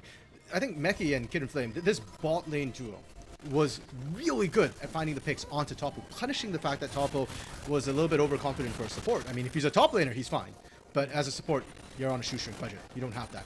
The problem is when the rest of the fight kind of engaged, Six Kings and Bono and Trust didn't necessarily look all on the same page. And that's why Fisher kind of got away with it, got to section them off, and then you saw how effectively Sim Hang and Radar were able to skirmish because they're so fed. Campbellsville's initiates are great, but they need to finish off the game. Back on the Baron here as they force the flash out of Kid and Flame, but he almost goes down. Radar gets marked by the W. If Kaisa wants to go for it, here comes the ultimate from Topo. Steal. Topo gets pulled over the wall and blown up, but the Baron is secured for Fisher College. Hey, job's done, right? You managed to get the Baron, the support dying for it. It's a worthwhile trade. Fortunately, Bono wasn't in position to quite get over the wall. They actually had a ward, so they had the vision there, and thank you for showing that. Simpson Hang was just split pushing bot the entire time as well. So Fisher couldn't be in a good position to start the Baron push. Yep, and this means that Campbellsville, they will be able to take this dragon. I mean, you may as well. You have the opportunity to do so, but the only problem is this does allow Radar to push in here, which means you could be losing your top inner turret for it, as Devil D Gray's up here too. So Yeah, they weren't fast enough on the dragon take, teleport coming in as well. Now, can they find a pick? I'm looking at where Meki's positioning is, because no Meki, I don't think you get a kill, even if Hidden Flame can find a squishy hook. And look at the Veil of Night as well on Devil to Grey right now. They're willing to step up. They've got enough tanks. They've got enough bodies to protect the King Conda. Inhibitor goes down as Sin Sim Hung just kind of big bodying up in the front. Everybody wants to stay away from the Croc.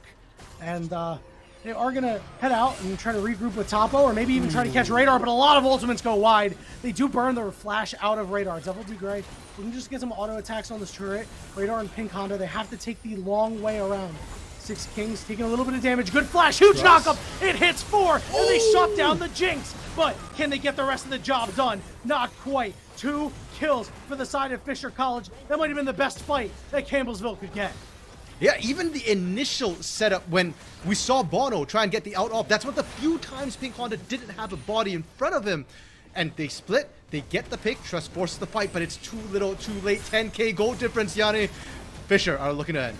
Yeah, Meki Love has to make a miracle happen here. Flash burnt from 6 Kings. Meki Love still full HP. Topo getting pulled under the turret, but the first turret falls, and there's minions spilling into the base on the top side here. But it looks like Fisher College are going to try to wisely get out of here. Okay. But Radar gets blown up after a good pick. They could be looking for more. 6 Kings walking all the way up. The all out is there, but he goes down. Wow. But Meki Love gets another one. Meki Love, don't let him get hot. He picks up a 3rd kill. It's the miracle! From downtown gets hit with a W, and Trust is able to take him out. It ain't quite an ace, but they do pick up 4. Now, you're in the position where Fisher keeps dying. Oh, I don't know, man. Yanni, it's not Christmas yet, but we're watching a Christmas miracle! Meki able to turn that fight, and the death timers are so long right now that Campbellsville are going to be able to find objectives. Those turrets, that's free gold for them, and if they can win that fight, there's a hope they can win more. Meki as well right now with the Ginsu's completed, with the Nash's too, it's starting to hurt with that poke. You saw what that did to, was it Simpson and Hang who actually got tagged there? Imagine what that does to Radar, to Pink Honda. Yeah, I mean, you saw what it did to Devil D Grey, right? Like, he had Devil D Grey a was little bit of something like that, HP and pop, gets popped, right? Yeah. So really, really good stuff there by Meki Love, who it's been him and the Kid and Flame show, right? Those guys, despite bot lane not going perfectly, they had a couple of times, a couple of 2-for-1s. They had a couple of times where they were the ones who went down because they just had to get aggressive early. But I thought they played the lane really well, and I've actually been quite impressed with them. Yeah, I think they played out of lane incredibly well, especially Kid and Flame. Look at his kill participation, right? 16 kills, 10, 8, and 6. A lot of action being generated by this Pyke. Now they'll have to do it again, at least twice more, I think, in order to turn this around. And for now, they need to stop this push coming in from Fisher. With inhibs down mid and top, supers are pushing. They can 5-man stack this bot and push with impunity. Yeah, it's an encouraging sign here for Campbellsville, but they need to make it happen again. Their bot inhibitor turret going to go down. The inhibitor is targeted next. They're going to have to do something here. Devil D Grey is just able to walk up front with impunity and deal damage. And look at the scatter of the weak. Look at all the damage that's coming out. Topo's ultimate is going to root up a couple of members here. Meki Love over on the side, but look at Devil D Grey on the far right side. Big double knock up there from Trust. Meki Love is still somehow alive, but guess what? They can't get back to the fountain.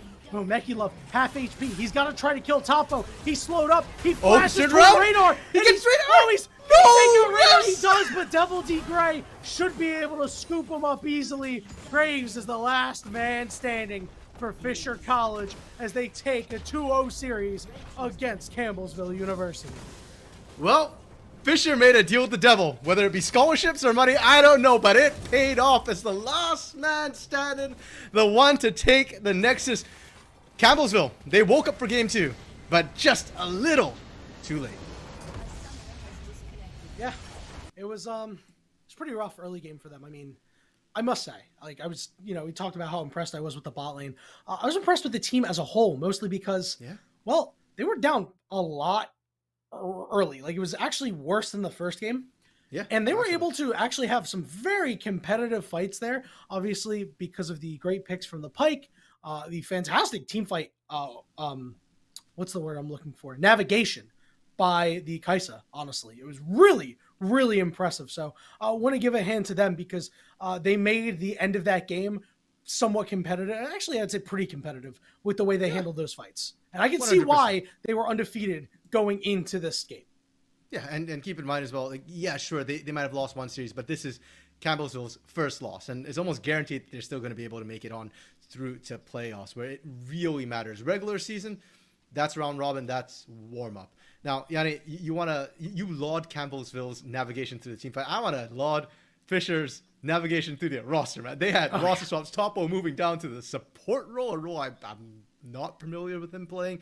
You know, Chintan coming in Sim Han coming in at the top side, and he played top lane really incredibly well as well. That lead, watching that Renekton show up to the rest of the map, that was something straight up Halloween, man. I know Halloween's past, but I just got flashbacks to that horror jump scare of a Renekton just showing up. And Fisher, like you said, hey, if they're using subs and still able to perform at this level, it speaks to the program as a whole, not just the individual players, but their ability to grow the players and play as a team.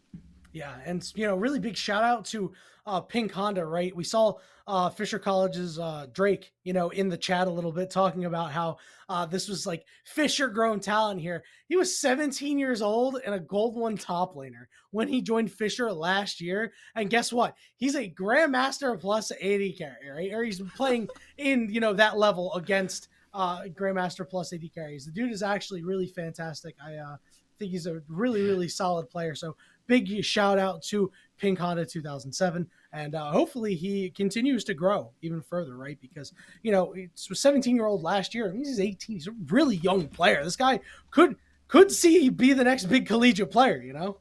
Yeah, and I mean, Honda.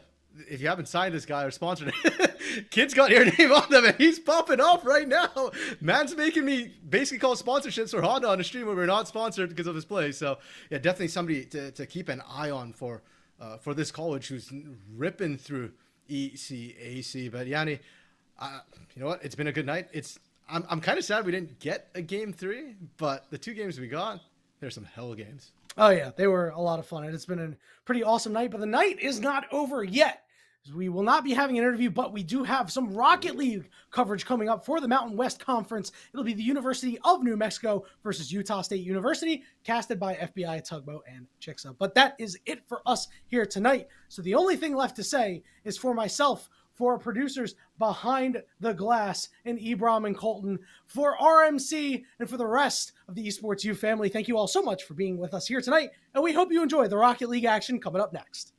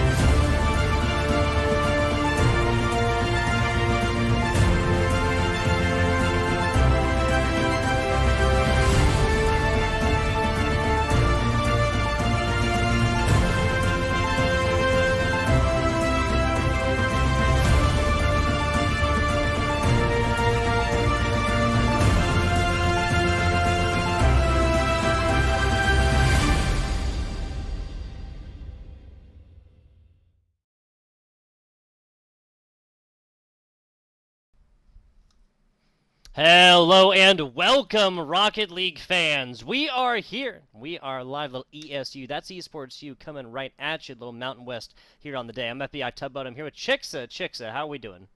Well, as we were talking, we have not casted together since February of this year, which means it's pretty much been the entire year since we've been in the booth together. So absolute pleasure to be with you today, of course, at Esports U and in Mountain West, which means we're seeing West teams compete. We believe it is round 9. These teams play like 2-4 matches a week. They are just absolutely going through the races. But yeah, of course, it's University of New Mexico against Utah State University. Absolutely. Absolutely. What both West Coast out here, University of New Mexico, as of this point, having played 7 total matches here, doing a little bit better. Or excuse me, University of New Mexico doing a little bit better than Utah State. Utah State, fortunately, still looking for that first dub here when it comes to matches. Obviously, taking individual games, but still looking for their first 0-7 as of right now. That will be the last out of these 7 teams. Yes, Air Force, Boise State, Colorado State, Nevada, New Mexico, San Jose State, and then down there at the bottom, Utah State. Looking at New Mexico, 2-5 though, not too shabby, not too shabby.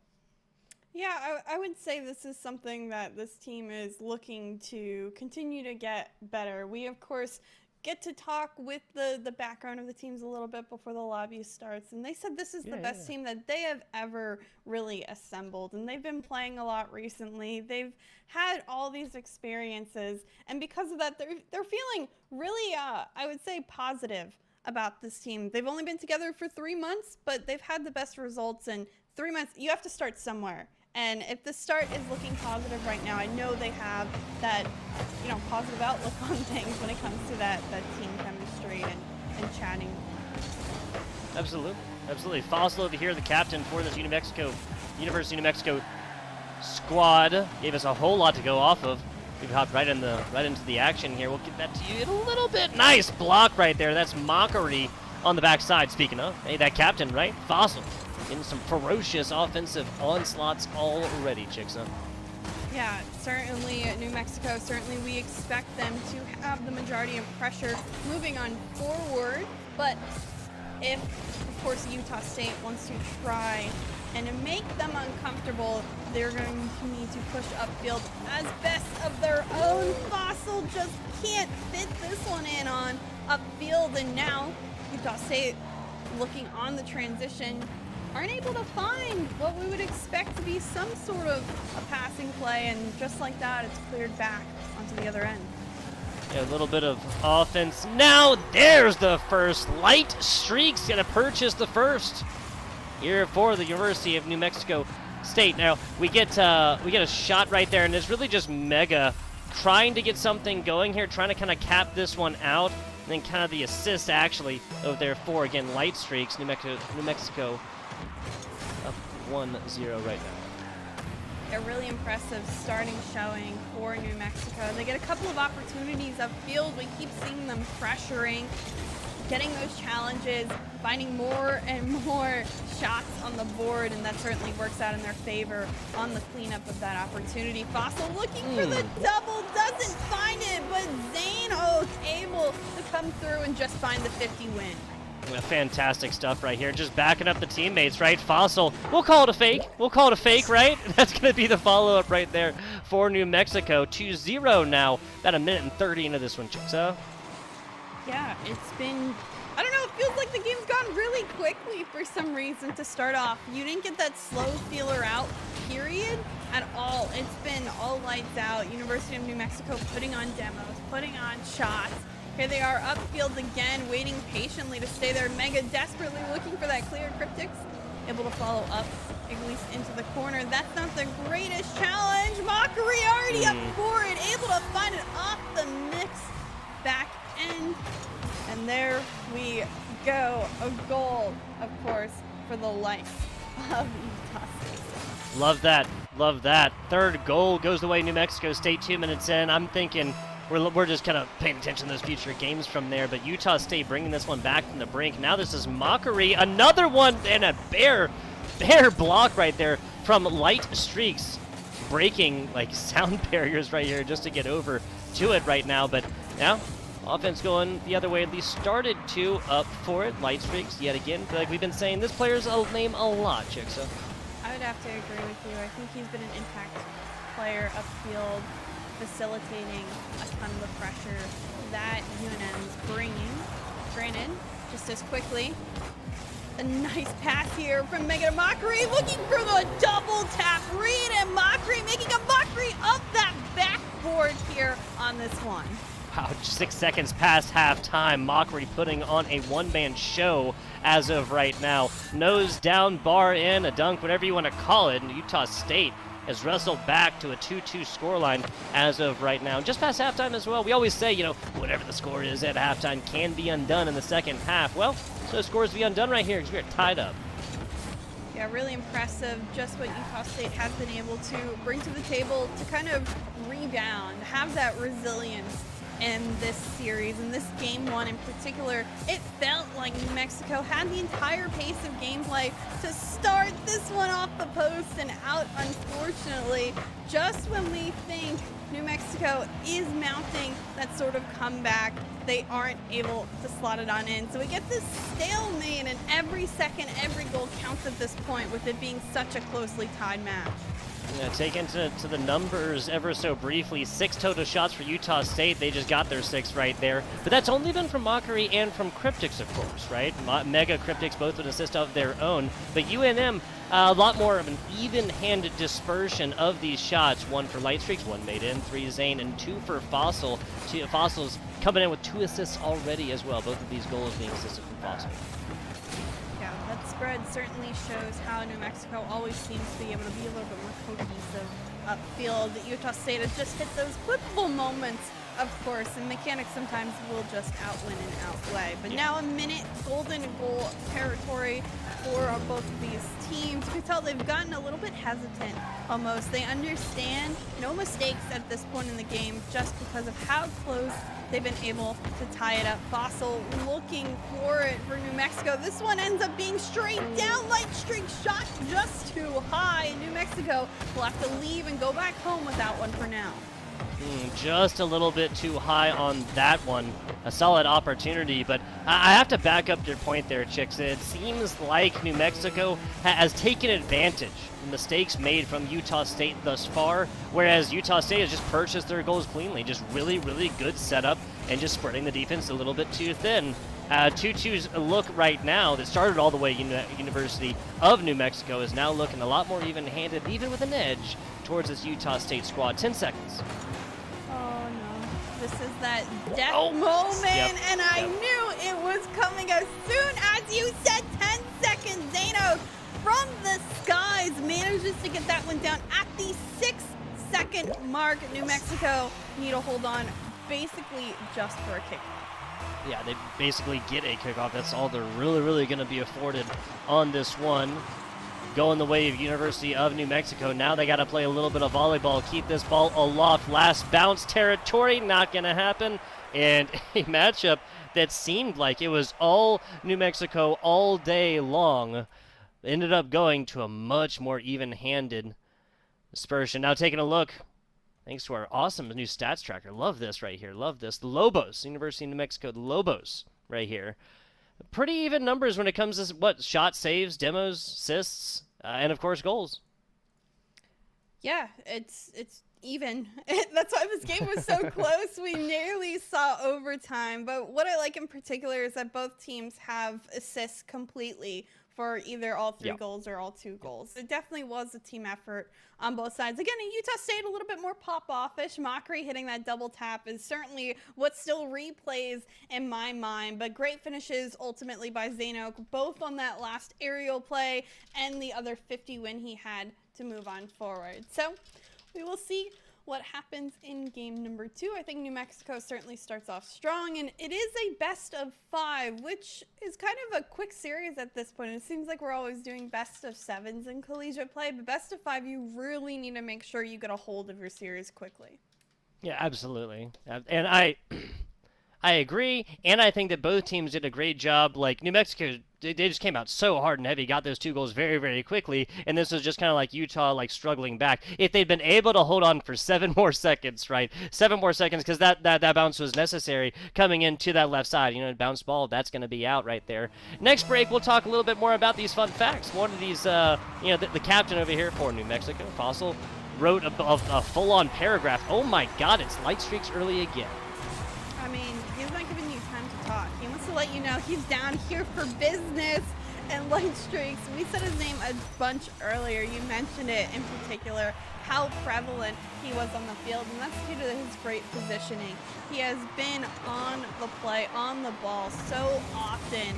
And now they start off with a good lead and set the momentum, set that tone for the series, and that's what gives them that lead. And sometimes all they need to finish out the series as well.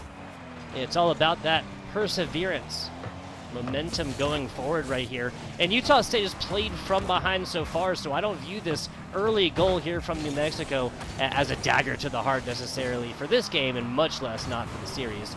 Still pressure, though, coming up to it. Zane trying to get their name on that scoreboard.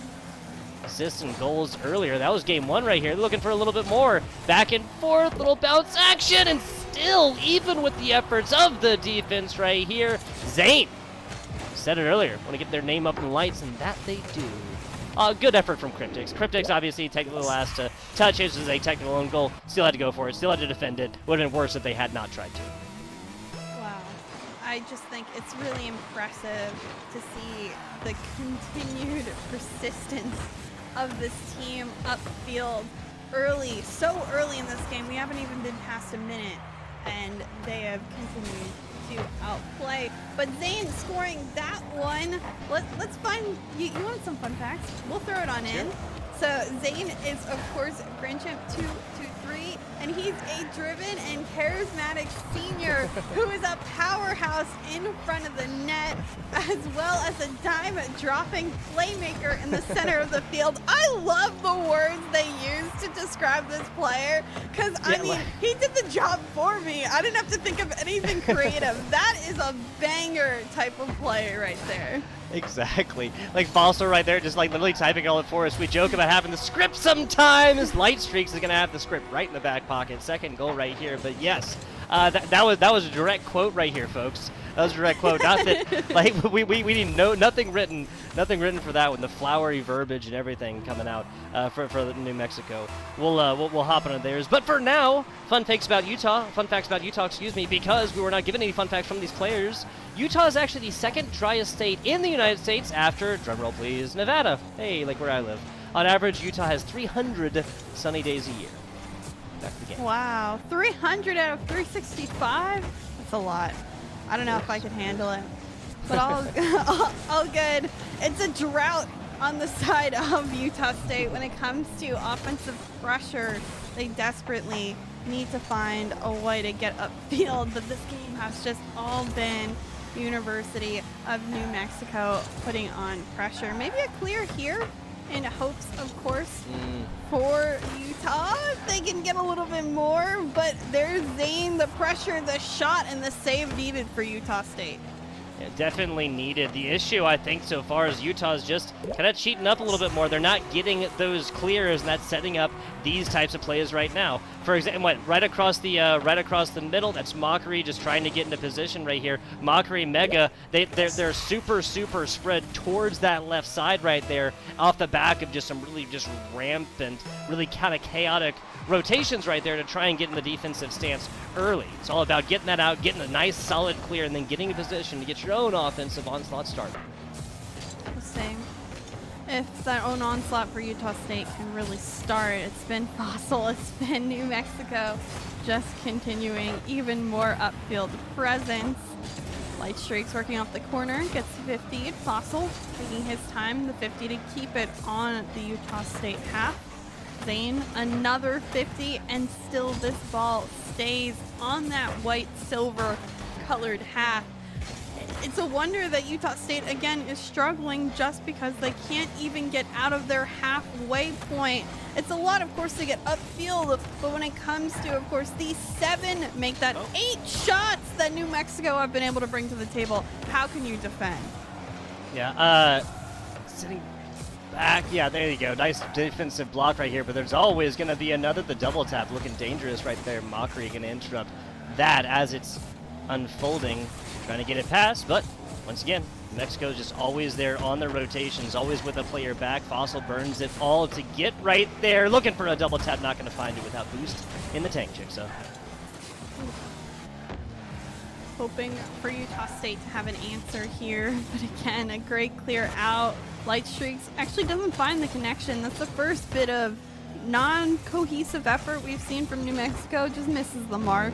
But with a 4-goal lead, what more could we ask of them at this point in the game? They're feeling pretty comfortable and just need to burn down another minute of player time. Mockery doing his best to get back upfield. That's the player I really am looking for with the mechanics that we saw out of him last game to make that impact offensively. This kind of shot goes by the wayside and they're back on the defensive end for the remaining time, probably in this one. Yeah, 30 seconds or so, and Zane says that 4 is no good. 5's a more even number or something. I don't know. That's going to be a fantastic, just kind of walk the dog type situation. Fossil kind of postures up for this, and so this kind of could be taken almost as like a steal from the teammate, but hey, 4-0, 5-0. Nothing doing wrong right now, this New Mexico squad. Yeah, again, I said I was looking at Mockery, and the only thing he gave us for a fact was that he has 50 exterminations this season, which means he demos a lot. And I don't think I've seen a demo out of him all series long yet, which makes me feel like maybe if he puts some demos on New Mexico, they might be feeling a little better. Hey, physical play, Chixa. Physical play. You're never, ever going to have to convince me of more physical play within a Rocket League game. We got, I think it was like 4 or 5 total demos from the beginning, but you are 100% right. It has been mostly devoid here in a game, too. Now, whether that's New Mexico just kind of checking those rear view and side view mirrors of like real frequently, right? Just kind of avoiding that one and the, you know, the hits from behind and whatnot to get those demos, or what? Perhaps that is what spelled out a 6-0, 7-0, excuse me, situation here for game number 2. Game 1 seemed pretty close. Game 2 is anything but, Chixa. 7-0. That's a lot of goals in a game, and now New Mexico knocking on the door of a sweep in particular is what is certainly on my mind. It's just crazy. 14 of 5 shots. That's not a low number. That's a lot of shots, and the fact that they made half of them in the back of the net, that's crazy. What, dead even 500 batting record right there. Only 5 shots even attempted for Utah State, and of course none of them really going in. The simple fact that New Mexico has more saves as well might kind of spell this one out.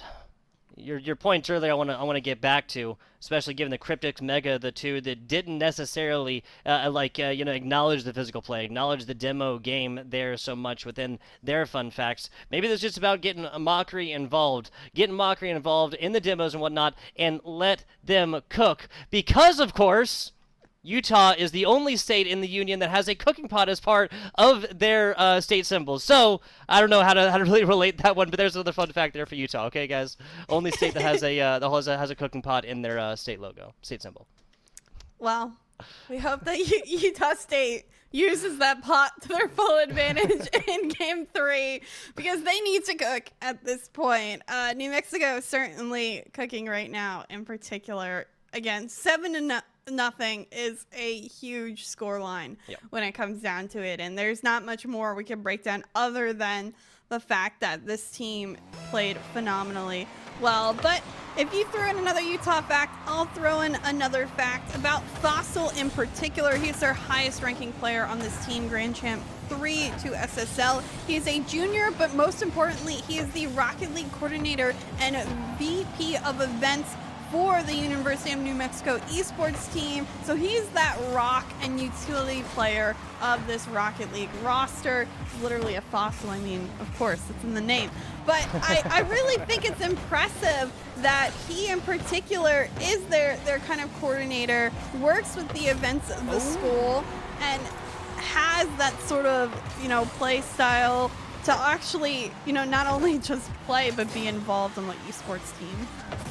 Yeah, speaking of being involved in an esports team, that's Cryptic with an early goal right here. So is this what's going on? The odd-numbered game is going to be incredibly close with Utah State just striking back, just trying to snatch victory from jaws of defeat, and then the even-number game is being shellackings. I don't know. If that's the case, we'll be done in 4 because this is a categorically different Utah State University squad that we saw in game number 2.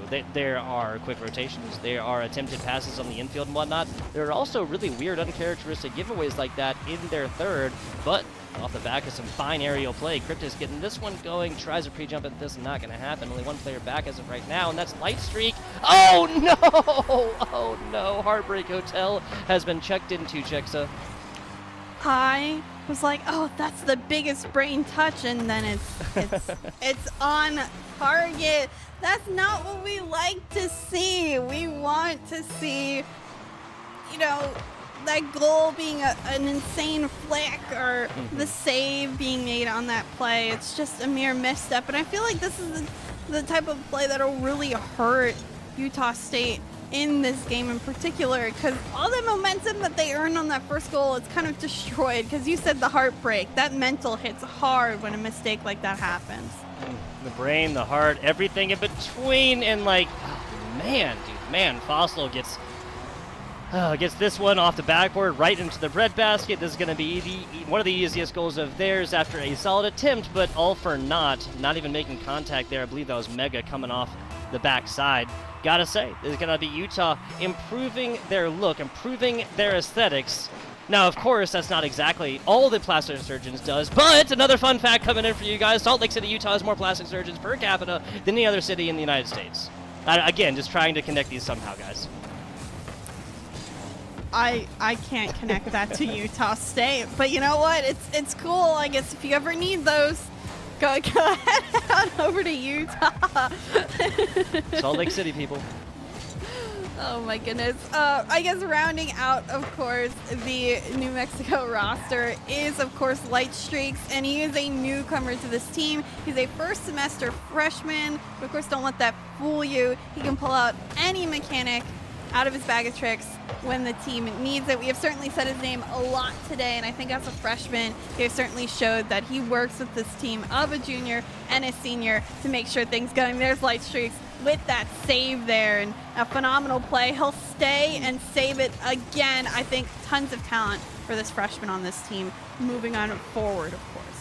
I'm really, really excited for the future. I mean, as a freshman playing like this already, nope, that's just going to be a little bit too much of a bounce, too much up and down on that one. But yeah, the simple fact that a freshman can come in, run with the bigger dogs, the more experienced players, junior and senior right here, now run the other way. That's a bad angle and a good stop. Utah State stays alive here in game 3. Ooh, Lightstreaks falling down on this one. Unfortunately, not on target.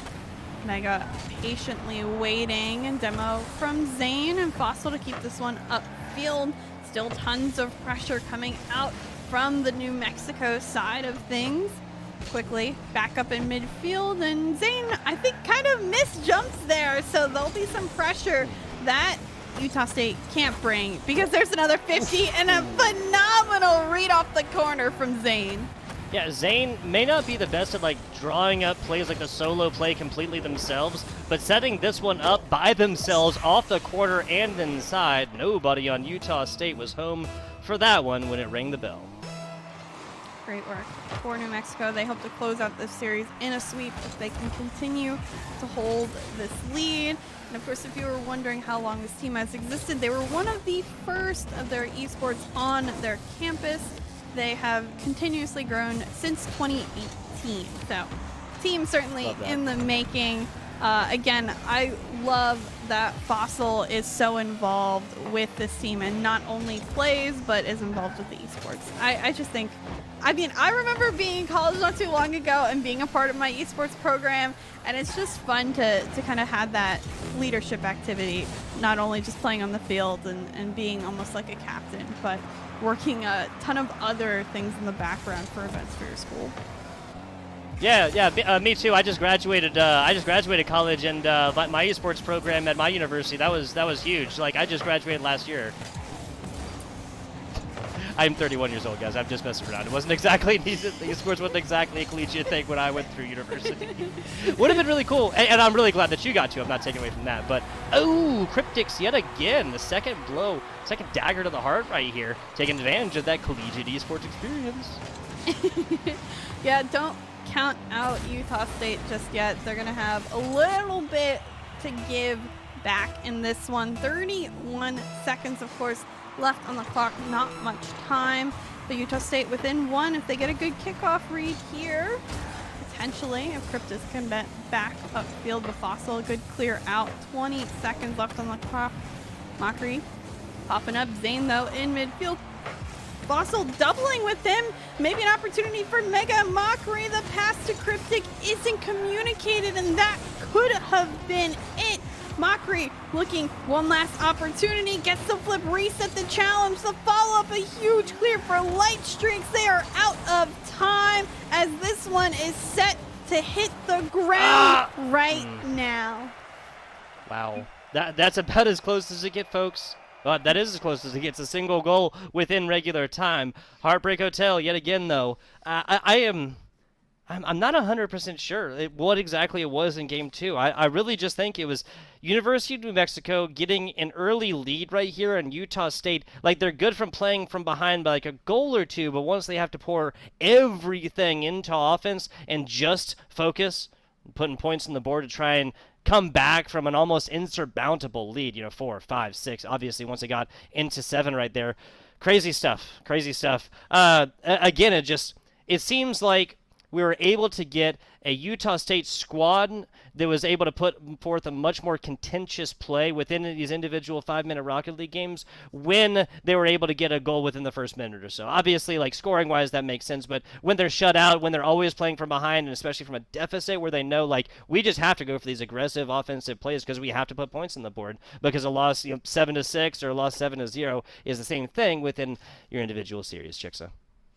Yeah, really, Utah State showed glimmers of hope at times, but couldn't pull it out. They'll fall to 0-8 on the season, I believe, for them. And New Mexico will go up now to 3-5. So a little bit of hope for them. If they can be positive the rest of the season, they may just get better than that 50-50 record. Of course, a lot of huge names between Air Force, Boise State, and Colorado State. Of course, Boise and Colorado playing CRL. So when it comes down to those big names, it's not easy to beat them. Boise undefeated pretty much across the board in most of their leagues. So they're a tough team to be against. So if New Mexico squeaks out a couple more, then yeah, they're certainly looking good. And I'm feeling very hopeful with what we've heard from them in particular. So of course, shout out, thank you to Fossil for giving us all that wonderful information about them.